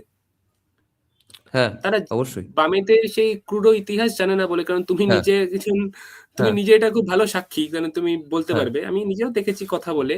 তারা হুম, বামেদের সেই খারাপ ইতিহাসগুলি জানে না বলে তারা হ্যাঁ, ভারতবর্ষের এই আসল জিনিসগুলোর বিরোধিতা করে। কিন্তু তাদের যখন সেই হ্যাঁ, বিষয়টা জানানো হয়, অনেকেই কিন্তু ব্যাপারটা বোঝে। তাদের যখন হ্যাঁ, প্রশ্ন করা হয় ভারতবর্ষের কি কিছু ছিল না? যদি কিছু না থাকে তাহলে কেন বিদেশিরা হ্যাঁ, এসেছিল? তারা কিন্তু ব্যাপারটা ভেবে দেখে। হ্যাঁ। এবার তোকে জিজ্ঞেস করি, তাহলে একাডেমিয়াতে কি ভেবে আসলি? একাডেমিয়াকে বাইরে থেকে খিস্তি করে ক্ষান্ত হলি না কেন? কারণ একাডেমিয়াতে গেলেই তো সবাই বামপন্থী হয়ে যায়, ওয়েস্টার্ন স্টাইল ক্যাপিটালিজম বুঝে ফেলে, কলোনাইজড মাইন্ড হয়ে যায়। তুই এই সেই সিংহের গুহায় ঢুকলি কেন? দেখো, এটা তো খুবই দুর্ভাগ্য যে যেই দেশে স্বামী বিবেকানন্দ, ঋষি অরবিন্দ, লালা লাজপত রায়, বিপিন চন্দ্র হুম, পাল, এই ধরনের মানুষের জন্ম, রবীন্দ্রনাথ ঠাকুর, কাজী নজরুল ইসলাম, সেই হুম, ভারতবর্ষের রাজনীতি বিজ্ঞান অর্থাৎ পলিটিক্যাল সায়েন্সের পলিটিক্যাল থটে পড়ানো হলো মার্কস এবং লেনিনকে। এবং শুধু পড়ানো হলো তাই নয়, তাদেরকেই আমাদের আদর্শ হিসেবে ধরা হলো যে ভাই তুমি এটা না বুঝলে তুমি বোধহয় সমাজ বিজ্ঞানের কিছুই জানো না। এটা আমাদের হ্যাঁ, দুর্ভাগ্য। কিন্তু হ্যাঁ, ন্যাশনাল এডুকেশন পলিসি বা বর্তমান যে চেঞ্জেস গুলো এসেছে, আমার দৃঢ় বিশ্বাস এগুলি আস্তে আস্তে কিছুটা হলেও চেঞ্জ হয়েছে এবং আসবে। হ্যাঁ, আমার হুম, নিজের আরটিআই আছে মিনিস্ট্রি অফ এডুকেশনে, যে হ্যাঁ, এদিকে আমরা বিকশিত ভারত ২০৪৭ বলছি, অথচ মেন হ্যাঁ, পেপারে কেন মার্কস বা লেনিনকেই রাখা হচ্ছে, এই নিয়ে আমার আরটিআই আছে। হ্যাঁ, তাদের রিপ্লাইও আছে মিনিস্ট্রি অফ এডুকেশনে, যে সিলেবাস চেঞ্জের প্রক্রিয়া চলছে। আশা করি চেঞ্জ আচ্ছা, হবে। হুম, এবং যদি সত্যিকারের পরিবর্তনের কথা বলি, শুধুমাত্র রাজনীতি দিয়ে আমার বিশ্বাস পরিবর্তন হয় না। একটা বাহ্যিক পরিবর্তন হতে পারে। কিন্তু হ্যাঁ, যেই সংস্কৃতি বা অপসংস্কৃতিই বলো, যেই মানসিকতা মানুষের মধ্যে ঢুকে আছে, সেটার অল হুম, ক্রেডিট বা ডিসক্রেডিট বলো, সেটা এক হচ্ছে মিডিয়া, এবং দ্বিতীয় হচ্ছে মাস পিপল এর জন্য মিডিয়া, এবং ক্লাস পিপল বা যাদের আমরা তথাকথিত বুদ্ধিজীবী বলে থাকি, তুমি প্রথমে আমাকে হিন্দুত্ববাদী বুদ্ধিজীবী সম্বোধন করেছো, তো সেই হ্যাঁ। বুদ্ধিজীবীদের মধ্যে কিন্তু সেই ক্লাস পিপল বুদ্ধিজীবীদের কাছে কিন্তু সেটা ডিসক্রেডিট বা ক্রেডিট সেটা কিন্তু বামপন্থী একাডেমিশিয়ানদের। হুম। তাই সত্যিকারের নতুন একটা সিস্টেম বা নতুন ওই একাডেমিক্স তৈরি করতে গেলে তো নিজেদের এগিয়ে আসতে হবে, শুধু বাইরে থেকে ভাষা ভাষা কথা বলে তো লাভ নেই। তাই হুম। আর রাইটিংটা আমার একটা প্যাশন, আমি একাডেমিক্সে থাকলে এইটাকেও কন্টিনিউ করতে পারবো, স্বাধীনভাবে কাজ করতে পারবো, এটাই আর কি। বাহ। এখানে একটা তোকে একটা টু পার্ট প্রশ্ন করতে হবে। এক হচ্ছে যে আমরা একটা হিন্দুত্ববাদীদের থেকে মানে একটা ফ্রাস্ট্রেটেড ওই রিয়াকশনারি যাকে বলে সেই রকম একটা আর্গুমেন্ট শুনি আজকের দিনে যে এই পলিটিক্যাল সায়েন্স সোশ্যোলজি তুলে দেওয়া উচিত, এগুলো পড়ে কি হবে, ফালতু ট্যাক্স পেয়ারের পয়সা ধ্বংস করা হচ্ছে। তো সেটা নিয়ে তোর কি মত? তুই আদৌ কি করছিস? তুই আমাদের বসে আমাদের ট্যাক্সের পয়সা কেন ধ্বংস করছিস? আর দ্বিতীয়ত হচ্ছে যে কেমন লাগছে সাবজেক্টটা, মজা পাচ্ছিস কি? মানে যেহেতু তুই যখন ঢুকেছিস তখনও তো এনসিইআরটির চেঞ্জেস হয়নি, তুই তো ঢুকে অনেকটা বামপন্থাই পড়েছিস, তাহলে সেটাকে মন থেকে দূরেই ডাব্বা রাখছিস কিভাবে? ভালো লাগছে কিনা, এবং আমাদের ট্যাক্সের পয়সা কেন ধ্বংস করছিস? দেখো, সত্যি বলতে কিছুটা হলে চেঞ্জ হয়েছে। আমার রিসেন্ট পেপারগুলোতেই ধরো ইন্ডিয়ান পলিটিক্যাল থট রয়েছে, এবারেও রয়েছে, আগের বারে রয়েছে, সেগুলি অবশ্যই আমার কাছে অত্যন্ত আকর্ষণীয়। এবং অন্যান্য যে টপিকস গুলো রয়েছে, হ্যাঁ সেগুলো অবশ্যই পড়তে হয়। আর তুলে দেওয়ার যে ব্যাপার বলছো, কোনোটা তুলে দেওয়া তো কোনোভাবেই সমাধানের কোনো ব্যাপার নয়। এবং ইন্ডিয়ান পলিটিক্যাল থট আমার মনে হয় আস্তে আস্তে এই দিকে আমাদের ফোকাস করা প্রয়োজন, কারণ ইন্ডিয়ার যে ওয়ার্ল্ড ভিউ সেটা কিন্তু মানে অত্যন্ত প্রশংসনীয়, অত্যন্ত উল্লেখযোগ্য। এটা আমাদের দেখানো হয় না। চাণক্য, স্বামী বিবেকানন্দের যে ওয়ার্ল্ড ভিউ, শ্রী অরবিন্দের যে ভিউ, এগুলো এক একজনেরই শ্রী অরবিন্দের যে নিজের ভলিউম রয়েছে 30টা ভলিউম এরকম মোটা মোটা। তো সেই শ্রী অরবিন্দকে ছেড়ে আমরা যদি মার্কস লেনিনকেই ফোকাস করি তাহলে হয়তো যুব সমাজ বিকারগ্রস্ত হবে। কিন্তু আস্তে আস্তে যেভাবে এনইপির ফলে চেঞ্জ হচ্ছে, আমি আশা করি অনেকটাই পরিবর্তন হবে এবং পরবর্তী যে জেনারেশন সোশ্যাল সায়েন্সের একাডেমিক্সে আসবে তারা অনেকটাই ভালোর দিকেই সুফলই পাবে এই পরিবর্তনের। কিন্তু পলিটিক্যাল সায়েন্স সোশ্যোলজির মতো জিনিস পড়ে কি লাভ? তুই শুধু স্টেম না কেন, শুধু সায়েন্স আর অঙ্ক না কেন, এগুলো পড়ে তুই কি মেটেরিয়াল কি দিতে পারবি দেশকে? দেখো, সমাজ বিজ্ঞান হচ্ছে খুব মানুষের এমন একটা সাবজেক্ট যেটা আমি শুধুমাত্র বই পড়ে মনে করি না। তুমি যদি একটু চায়ের দোকানে গিয়ে গল্প করো, সেটাও একটা সেই বিষয়টাকে বোঝার ব্যাপার। তাই বাস্তবে কি হচ্ছে সেটার সাথে এক অত্যন্ত সম্পৃক্ত একটা বিষয়। তাই এটা শুধুমাত্র একটি সাবজেক্ট তো না, একটি সেই সমাজের অবস্থান, সেই সমাজ কোন দিকে যাবে সেটা বোঝার একটা ব্যাপার। অবশ্যই গুরুত্বপূর্ণ সাবজেক্ট। ইউএসএ তে ওয়ার কলেজ বলে একটা কলেজ আছে, জানিস কি? যেখানে মানে আর কি তোর জেনারেল ফেনারেল হতে গেলে সেখান থেকে একটা গ্রাজুয়েশন লাগে। তো সেখানে কিন্তু চাণক্য পড়ানো হয়।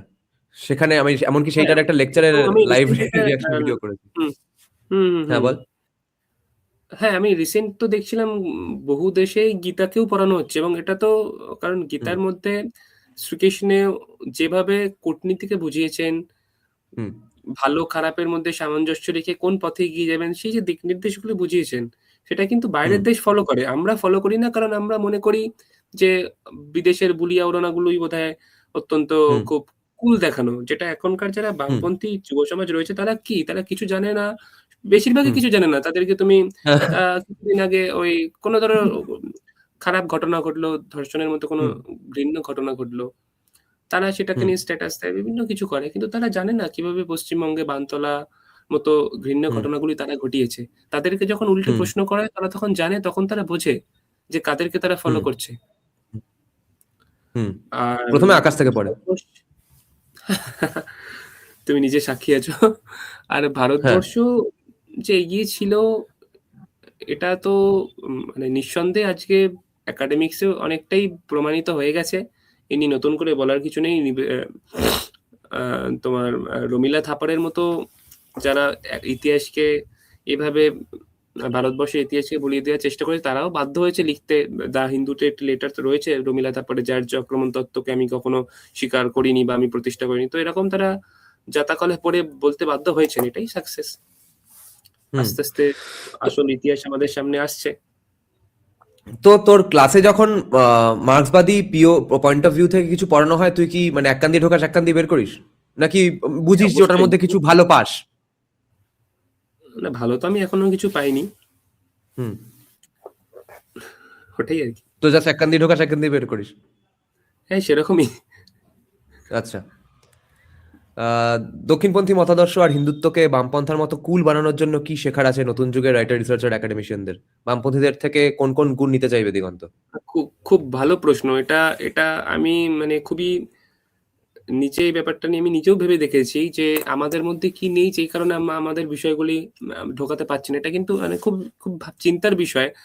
তবে দুটি হুম। জিনিস, যেটা শ্রীরামকৃষ্ণের কথায় যদি বলতে হয়, যে দুটি জিনিস থেকে উনি দূরে রাখতে থাকতে বলেছিলেন, কামিনী কাঞ্চন, যেটা হ্যাঁ, বামপন্থীরা খুব সহজলভ্যভাবে যুব সমাজের সামনে তুলে ধরে। তো সেইভাবে তো আমরা হ্যাঁ, আমাদের বিষয়গুলোকে প্রমোট করতে পারবো না। তাই এই দিকটায় হ্যাঁ। লোকের আকর্ষণ মানে কম সেটা থাকবে, এটা বামপন্থী যুব সমাজ, বামপন্থী যুব সমাজ কামিনী কাঞ্চনকে এমন ভাবে প্রমোট করেছে যে 2021-এ বিজেপিও সেটা ফাঁদে পড়ে গেছে। এতটাই বামপন্থী যুব সমাজের বিস্তার আর কি। এই ব্যাপারে আমি কোনো কমেন্ট করব না। কিন্তু যদি তুমি বামপন্থীদের সাথে হিন্দুত্বদের কথা বলো, তাহলে এটা হুম, একটা বেসিক ডিফারেন্স। তো এইভাবে আমরা সেই পন্থা দিয়ে অবশ্যই যাব না। হুম, কিন্তু হ্যাঁ, আম এখন যদি আমি রিসেন্ট দিল্লি শব্দ উৎসবে গেছিলাম এবং সেখানে হ্যাঁ, গিয়ে যেটা দেখলাম যে আমাদের ধরো যে ব্যান্ড রয়েছে বিভিন্ন শাস্ত্রীয় সঙ্গীত বা হুম, মহাদেব শ্রীকৃষ্ণকে নিয়ে যে গানগুলি, এবং নতুন ব্যান্ডের, হুম, তুমি নিজে মিউজিক কম্পোজার, তুমি জানো সেটা, যে নতুন যে হ্যাঁ, গানগুলি কিছু এসেছে যেগুলো যুব সমাজকে খুব হুম, প্রেরিত। সঙ্গীত নেই, কোনো এই ধরনের সঙ্গীত নেই, শুধুমাত্র ভজন বা এই জাতীয় সঙ্গীত, তাতে কিন্তু বিপুল হুম, পরিমাণ দিল্লি ইউনিভার্সিটি, জেএনইউ মতো ইউনিভার্সিটির স্টুডেন্টদের সমাগম হচ্ছে। তুমি হয়তো দেখেছো হুম, আমার পোস্টে। তো হ্যাঁ, এটা থেকে বোঝাই যায় দেশের রাজনীতিতে যে যখন এটা হচ্ছে, দিল্লি ইউনিভার্সিটি, জেএনইউর মতো ইউনিভার্সিটির স্কলার স্টুডেন্টরা সেখানে আসছে, অবশ্যই চেঞ্জ হুম, তো একটা হচ্ছেই। হুম, তবে হ্যাঁ, এই বামপন্থীদের কুল দেখানোর মানে ব্যাপারটা কিন্তু আমি নিজে যেটা বুঝেছি বিভিন্ন রাজ্যে গিয়ে বা বিভিন্ন আমার এজের মানুষের সাথে কথা বলে, সেটা কিন্তু বাংলাতেই এখনো হুম, অব্দি রয়ে গেছে। এবং বাংলা, ত্রিপুরা, হ্যাঁ, কেরালা, যেই যে রাজ্যে বামপন্থীরা থেকেছে তারা কিন্তু একটা ছাপ রেখে দিয়েছে, এবং সেটা যেতে সময় লাগবে। হুম, এটা স্বীকার করতে হ্যাঁ। হয়। সেটা একদিন দুদিনে চলে যাবে ত্রিপুরাতে না, আদৌ সময় কি, লাগবে। ত্রিপুরাতে আদৌ সেটা ত্রিপুরা আছে এখনো বামপন্থীদের চলে কুল গেছে, কিন্তু ব্যাপারটা? বাংলা এবং কেরল, কেরল এটার বাংলা অত্যন্ত কেরালে আছে আমার মনে হয়। হ্যাঁ। বামেদের লোকে এখনো আক্রান্ত। তবে হ্যাঁ, অবশ্যই হুম, সারবে, টাইম লাগবে। হুম। তুই ভারতে কোথায় কোথায় কোন কোন ইউনিভার্সিটিতে কি কি পেপার প্রেজেন্ট করেছিস? এখনো অব্দি স ৬টা পেপার আমার প্রেজেন্ট হয়েছে। জেএনইউতে আমার প্রেজেন্ট রয়েছে মন্দির স্থাপত্য নিয়ে। দিল্লি ইউনিভার্সিটিতে ডেমোগ্রাফিক চেঞ্জ নিয়ে পেপার রয়েছে। আইআইটি জম্মুতে সর্দার প্যাটেলের সর্দার প্যাটেল অ্যান্ড ন্যাশনালিজম এই নিয়ে পেপার রয়েছে। পন্ডিচেরি হুম, ইউনিভার্সিটিতেও সর্দার প্যাটেল নিয়ে পেপার রয়েছে। আ তারপর রয়েছে হচ্ছে আ আ ওমেন এম্পাওয়ারমেন্ট ইন মোদিয়ার, এটা নিয়ে গুরু ঘাসিদাস ইউনিভার্সিটিতে একটি পেপার রয়েছে। আর তোমার পেপার রয়েছে অরুণাচলের রাজীব গান্ধী ইউনিভার্সিটিতে। ওখানে আমার পেপারের বাহ, বিষয়টা একটু ইন্টারেস্টিং ছিল বলতে গেলে, যে কিভাবে হুম, কালচারাল চেঞ্জ কনভার্সন এর মাধ্যমে তারা করছে। তো এই হুম, জায়গায় গিয়ে আমরা ওই পেপার প্রেজেন্ট করেছি। আমার সাথে আমার ২ বন্ধু, ৫ টোটাল ৫ জনে আমরা প্রেজেন্ট করেছি ২ টো পেপার এই হুম, রিলেটেড। তো হুম, এইভাবে আমি এবং আমার বন্ধুরা ৪-৫ জন, তারা কিন্তু একাডেমিক্স এই দিকে এগিয়ে যাচ্ছে। তো সেটা থেকে আমি বুঝতে পারি যে আমাদের দিকের ছেলেরা কিন্তু হুম, যারা কোর আরএসএস এর সাথে কোনোদিন যুক্ত ছিল না, তারাও কিন্তু ব্যাপারগুলো বুঝছে এবং হুম, এগিয়ে আসছে। এবং এই চেঞ্জ হুম, আসবে। হুম। Sanghi who never went to a shakha. তো Savarkar, Savarkar was the Congress man in Hindu Mahasabha, আর Patel was the Hindu Mahasabha man in Congress. এই ব্যাপারটা না, সাভারকার না, ওটা শ্যামাপ্রসাদকে নিয়ে বলা হয়েছিল। তো এই স্টেটমেন্টটা কতটা সত্যি? আ সর্দার প্যাটেল এবং Shyamaprasad um was the Congress man in Hindu Mahasabha, Patel was the Hindu Mahasabha man in Congress. এটা বোধহয় গান্ধী বলেছিলেন। আ এটা নিয়ে আমার সেরকম কোনো অভিমত নেই। কিন্তু দুজন ব্যক্তি, যে দুজনেরই ভারতবর্ষের, একজনের তো সর্দার প্যাটেলের ভারতবর্ষের অখণ্ডতা রক্ষা করতে বিরাট অবদান হুম, রয়েছে, হুম, এবং শ্যামাপ্রসাদের আজকের যে বাংলা যেটুকু রয়েছে সেটুকু রাখতে শ্যামাপ্রসাদের বিরাট অবদান রয়েছে। তাই আমি কোনো হুম, কন্ট্রাডিকশন এ যাব না। হুম, দুজনেই শ্রদ্ধেয়। দুজন ভারতবর্ষকে স্বাধীনতার পরবর্তী ভারতবর্ষের যেটুকু রয়েছে সেটুকু রক্ষা হুম। করতে এই দুজনের বিরাট ভূমিকা রয়েছে। প্যাটেলের কাজকর্মে কতটা হিন্দুত্ববাদ দেখতে পাস? প্যাটেলের কাজকর্মে আমি ডিরেক্ট হিন্দুত্ববাদ সেভাবে হয়তো কোনো কোটেশন তুমি দিতে পারবে না। কিন্তু ২-১ টা হুম, প্রসঙ্গে এটুকু তো স্পষ্ট যে সঙ্ঘের সাথে প্যাটেলের ভালো সম্পর্ক ছিল। ১৯৪৮ হুম, সালে ১৯৪৭ এ স্বাধীনতার পরে যখন রাজা হরি সিং কাশ্মীরের রাজা হরি সিং যখন ভারতবর্ষে আসতে চাইছিলেন না, সেই সময় কিন্তু শ্রী গুরুজি হুম, প্রতিনিধি হিসেবে গেছিলেন এবং সেটা প্যাটেলের মস্তিষ্ক প্রসূতই ছিল। কিন্তু এই ব্যাপারগুলো আমাদের সামনে আনা হয় না। কিন্তু এই নিয়ে রিসেন্ট অনেক রিপোর্টিং বা পেপারও আছে। আমার নিজের লেখাতেও এটার উল্লেখ রয়েছে। তো হুম, প্যাটেলের সাথে কিন্তু শ্রী গুরুজির যথেষ্ট সুসম্পর্ক ছিল। আচ্ছা, কিন্তু কংগ্রেসের যে রাজনীতি শুধুমাত্র গান্ধী পরিবার আমি বলব না, নেহেরু পরিবার বললে আরো ভালো হয়তো। সেই নেহেরু পরিবার তারা বারবারই প্যাটেলের অবদানকে কিন্তু সেইভাবে দেখায়নি। এবং এটাও আমাদের মনে হুম, রাখতে হবে যে প্যাটেলকে নিয়ে যে চর্চায়, সর্দার প্যাটেলকে নিয়ে এই যে আমরা পেপার প্রেজেন্ট করলাম ২০২৫ সালে হুম, এসে, এই প্যাটেলকে নিয়ে কিন্তু প্রত্যেকটা ইউনিভার্সিটিতে সেমিনার হয়েছে, এটা কিন্তু এই আমলেই। এটা কিন্তু কংগ্রেস আমলে হয়নি। হুম, প্যাটেলের যে হুম। অবদান এটাকেও কিন্তু ভুলিয়ে দেওয়ার চেষ্টা হয়েছে। হ্যাঁ, হ্যাঁ, একদমই। এবং উনি কংগ্রেস যখন নেহেরুর থেকে ভুলিয়ে দেওয়ার চেষ্টা হ্যাঁ, বল। করেছে, আমি মনে করি কংগ্রেস যখন ভুলিয়ে দেওয়ার চেষ্টা করেছে নিশ্চয়ই উনি ভালো কিছু করেছিলেন। তার এই মানে একটা কারণ তার মানে ওটা মনে রাখতে হবে। ভুলিয়ে দেওয়ার চেষ্টা মনে করেছে রাখতে মানে হবে, মনে রাখতে সম্ভবত হবে। তিনি কিছু করেছিলেন। উনি নেহেরুর থেকে কি অর্থে আলাদা ছিলেন তোর মতে? নেহেরু নিয়ে আর কি মানে আলাদা করে বলার কি হুম। থাকে? প্যাটেল প্রধানমন্ত্রী হলে কি আলাদা হতো নেহেরুর বদলে? দেখ, একটা তো বেসিক ডিফারেন্স ছিল, প্যাটেল তো ভারতবর্ষের অখণ্ডতা রক্ষা করতে চেয়েছিলেন এবং তার মধ্যে রাষ্ট্রবোধ তো ছিল। হুম, যেটা নেহেরু হুম, ব্যক্তি স্বার্থে সবাই জানে কি কারণে আমরা ভারতবর্ষের অনেক অংশ হারিয়েছি। এই বেসিক হুম, ডিফারেন্সটা তো ছিলই প্যাটেলের সাথে নেহেরুর। হুম, হুম। তুই এতটাই ডিপ্লোম্যাটিক খেলবি শেষে? এই শিখিয়েছে তোকে আরএসএস? ডিপ্লোম্যাটিক এর ব্যাপার কিছু না। ইস! প্যাটেলকে নিয়ে আর উম আচ্ছা, কিছু কোয়েশ্চেন বোধহয় তোমার এসেছে। হ্যাঁ, কোয়েশ্চেনও প্রচুর এসছে। কোয়েশ্চেন গুলো নেই, সময়ও কম। দেখাই। Considering your experience in academia space, specially professor রিসার্চারদের জগতে, এই মুহূর্তে রাইট উইং এর কেমন কন্ট্রোল আছে? আদৌ আছে না এখনো লেফট উইং ডমিনেট করছে? যদি ভারতবর্ষের পরিপ্রেক্ষিতে বলি তাহলে হুম, যদি জেএনইউর মতো ইউনিভার্সিটিতে দেখি, ভিসি বলো বা বিভিন্ন ডিপার্টমেন্টাল যারা এইচওডি বা চেয়ারপারসন যারা রয়েছে, হুম, সেদিক থেকে দেখতে গেলে দেশবিরোধী শক্তির যে সমস্ত একাডেমিশিয়ানরা কিন্তু এই মুহূর্তে নেই। আর যদি বাংলার হুম, পরিপ্রেক্ষিতে বলি, আমি এটা হুম, স্বীকার করব যে 95% এখনো লেফট রয়েছে। হুম। আচ্ছা, একটা ব্যাপার বলতো, বেঙ্গলের রিক্রুটমেন্টটা কি পুরোপুরি পশ্চিমবঙ্গ সরকারের হাতে না সেন্ট্রাল গভর্নমেন্টেরও হাত আছে? স্টেট ইউনিভার্সিটি গুলো তো সম্ভবত স্টেটের হাতেই থাকে। এই বিষয়টা আমারও অতটা ক্লিয়ার জানা নেই। তবে সেন্ট্রাল হুম। ইউনিভার্সিটি যেমন বিশ্বভারতীর মতো ইউনিভার্সিটি ডিরেক্ট ইউজিসি নেট দিয়েই রিক্রুট হয় বলেই জানি আমি। তো সেখানেও 95% বামপন্থী থেকে যাচ্ছে কেন? মানে ঘাঁটাবে না বলে? না, সেন্ট্রাল ইউনিভার্সিটিতে অনেক পরিবর্তন হয়েছে। এবার আরেকটা বিষয় আমাদের মাথায় রাখা প্রয়োজন, পশ্চিমবঙ্গের আমাদের দিকে সেন্ট্রাল গুলোতেও? পশ্চিমবঙ্গে তো একটাই সেন্ট্রাল ইউনিভার্সিটি রয়েছে, বিশ্বভারতী। ও, বাকি তো স্টেট আচ্ছা, ইউনিভার্সিটি বা প্রাইভেট ইউনিভার্সিটি। আচ্ছা। হ্যাঁ, কি বলতে চাচ্ছিলি? হ্যাঁ, মানে এই কারণেই একাডেমিক্সে আমাদের যোগ্য লোক প্রয়োজন। কারণ হুম, পরিবর্তন মুখে বলে তো লাভ নেই। আমাদেরও হুম। সেই কোয়ালিফিকেশন এর লোক, সেই বিষয়ের লোক আসা প্রয়োজন। তবেই তো সেই জায়গাটা চেঞ্জ হবে। কোয়ালিফিকেশন কোয়ালিফিকেশনের দাবি তোলাটাকে কি কলোনাইজেশন কলোনাইজেশনের মেন্টাল কলোনাইজেশনের এক্সাম্পল বলে মনে করিস না? যেহেতু অনেক হিন্দুত্ববাদী সেটা মনে করে। কোয়ালিফিকেশন আবার কি? মন থেকে গর্ব করে বলবো আমি হিন্দু, ব্যাস হয়ে গেছে কোয়ালিফিকেশন। দেখো, স্বামীজি একটা জিনিস বলতেন, আবেগ আর বিবেকের মধ্যে একটা ভারসাম্য। তাই কিছু জিনিস শুধু আবেগ দিয়ে হুম, দেখলে হয়তো ওটা আবেগটাই থেকে যায়। আসল কাজের কাজ কিছু হয় না। অবশ্যই হুম, গর্ব করে আমরা হিন্দু বলব। কিন্তু এই যেগুলো বাস্তবিক ব্যাপার সেগুলো ফোকাস করতে হবে। এটা হুম, অস্বীকার করে তো লাভ নেই। একাডেমিক্স এ পরিবর্তন আনতে গেলে একাডেমিক্স এ আমাদের লোক যেতে হবে।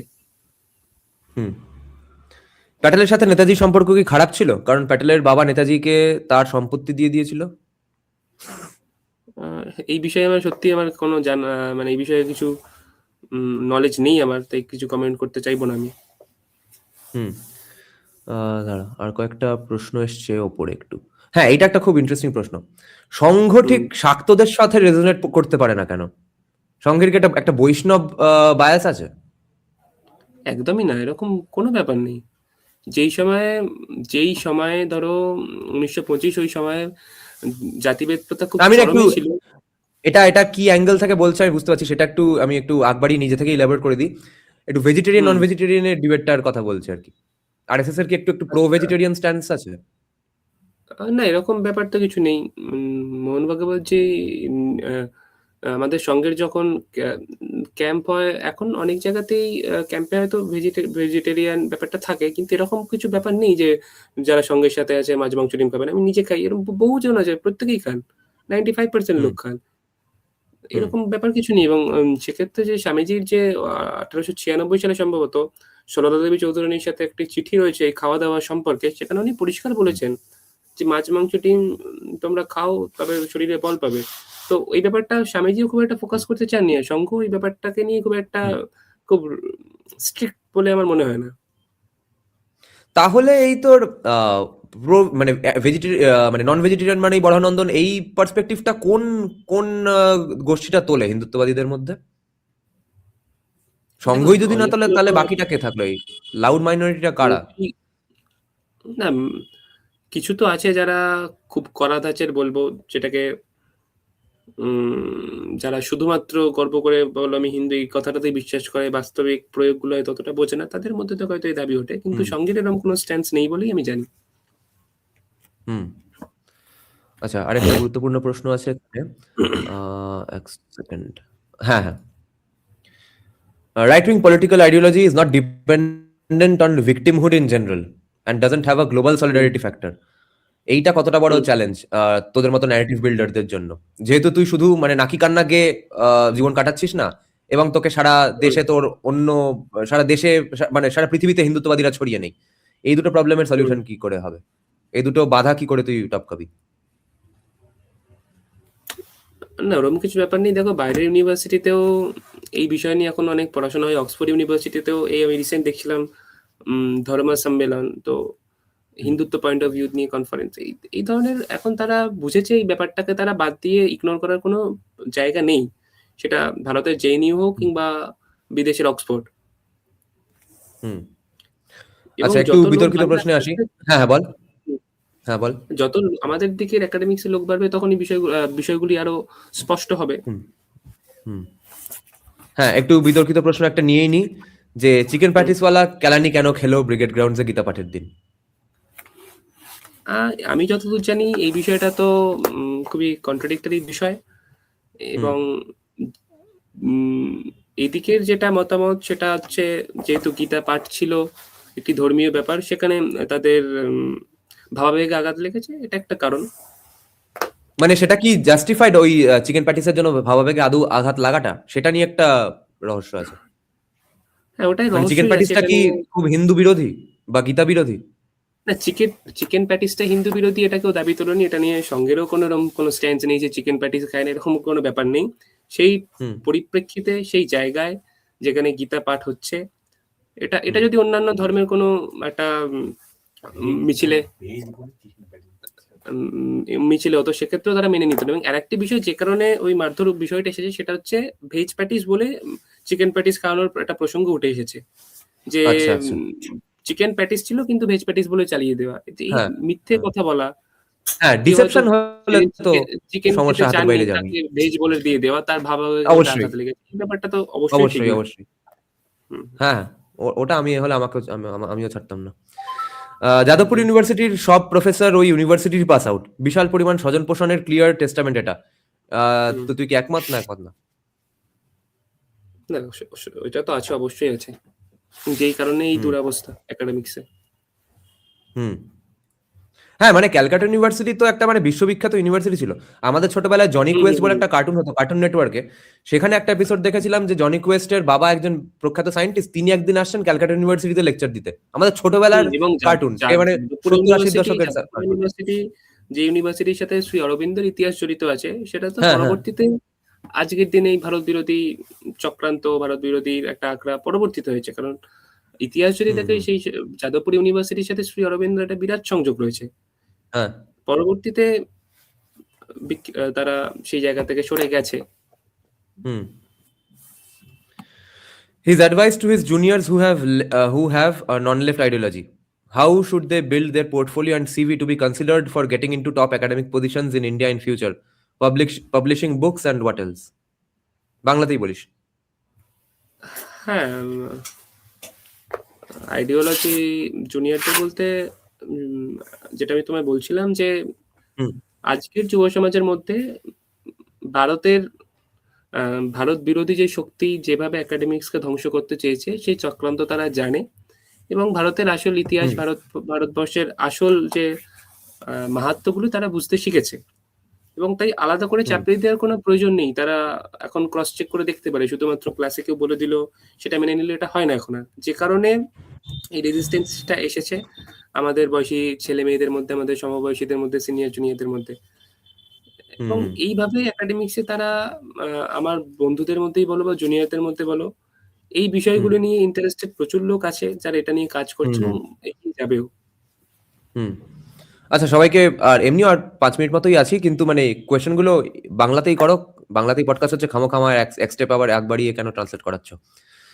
I can tell you all central universities are left controlled till today. Why does RSS love these leeches? RSS এর কেন এই বামপন্থী জোঁক পছন্দ? আদৌ কি পছন্দ? এটা প্রেমিসে কি গোলমাল আছে? না, এরকম ব্যাপার তো নেই। জেএনইউতে তো যে চেঞ্জগুলো হয়েছে একাডেমিক্সে চেঞ্জ হয়েছে বলেই। 5 বছর আগে জেএনইউর সাথে এখন জেএনইউর বিরাট তফাৎ হয়েছে। যেটা ভিসির কথা বলো কিংবা বিভিন্ন ডিপার্টমেন্টাল চেয়ারপারসন। আর রিসেন্ট যে ঘটনাটার কথা হুম বলছো সেটা সোশ্যাল সায়েন্সে যারা পিএইচডি স্টুডেন্ট, যারা 5-6 বছর ধরে পিএইচডি করছে, তারা তো এনরোল অলরেডি হয়ে আছে। তো হঠাৎ করে তাড়িয়ে দেবে হ্যাঁ এরকম ভাবে তো একাডেমিক্সে পরিবর্তন রাজনৈতিক পরিবর্তনের মতো হয় না।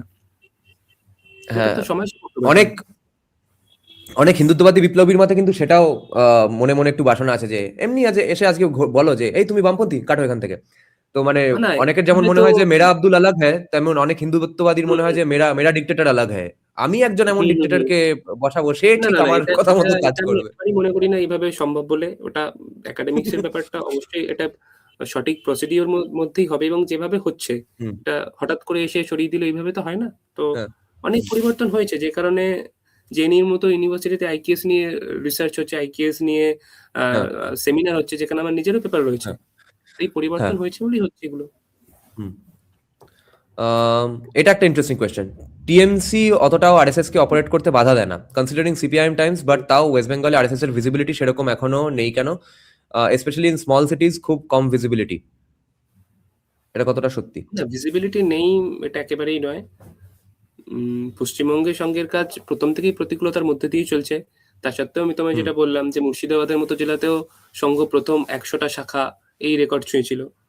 তাই এখনো প্রতিকূলতার হুম মধ্যে দিয়েই চলছে এবং প্রতিকূলতার মধ্যে দিয়ে এগিয়ে চলেছে। হুম এবং সারা ভারতবর্ষে আর যেমন বেড়েছে হ্যাঁ এক বল। বছরে, পশ্চিমবঙ্গেও বাড়ছে। হুম আর শেষ 2-3টে প্রশ্নের মধ্যে একটু পশ্চিমবঙ্গকে নিয়ে আলোচনা করি তাহলে। হুম, হুম। পশ্চিমবঙ্গের রাজনৈতিক পরিস্থিতি কোন দিকে গড়াচ্ছে তোর মনে হয়? লোকে কি মানে মানে মানে হাল ছেড়ে দিয়েছে, নাকি একটু বদলাতে চায়?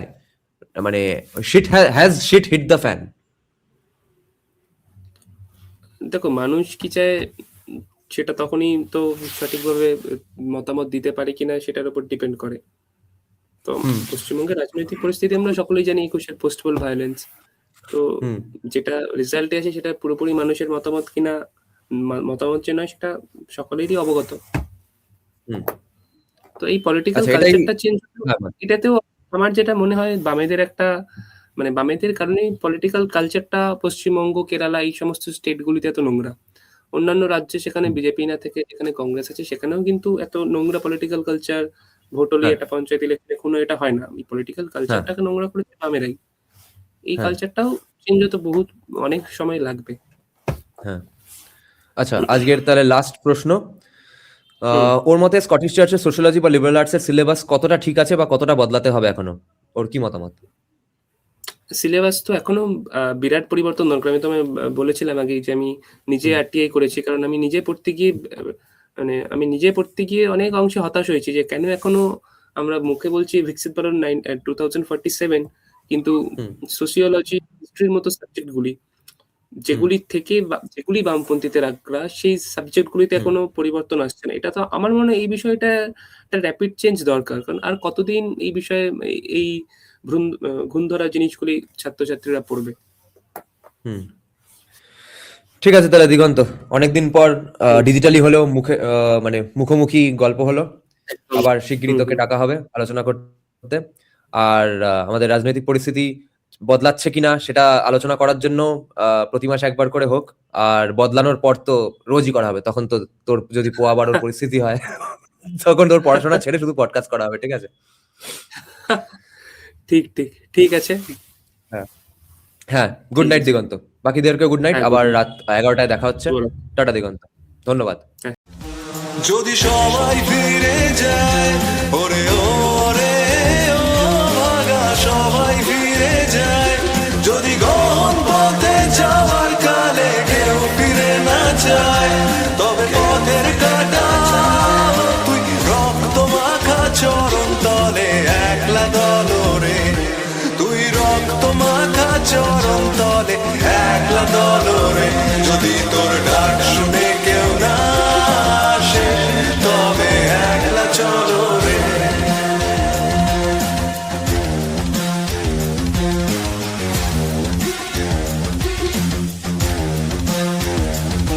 যদি আলো না ধরে, ওরে ওরে ও ভাগা আলো না ধরে, যদি ঝড় বাদলে আধার রাতে দুয়ার দেয় ঘরে, তবে বজ্রানলে আপন বুকের পাঁজর জ্বালিয়ে নিয়ে একলা চলো রে, আপন বুকের পাঁজর জ্বালিয়ে নিয়ে একলা চলো রে, যদি তোর ডাক শুনে কেউ না আসে তবে একলা চলো রে।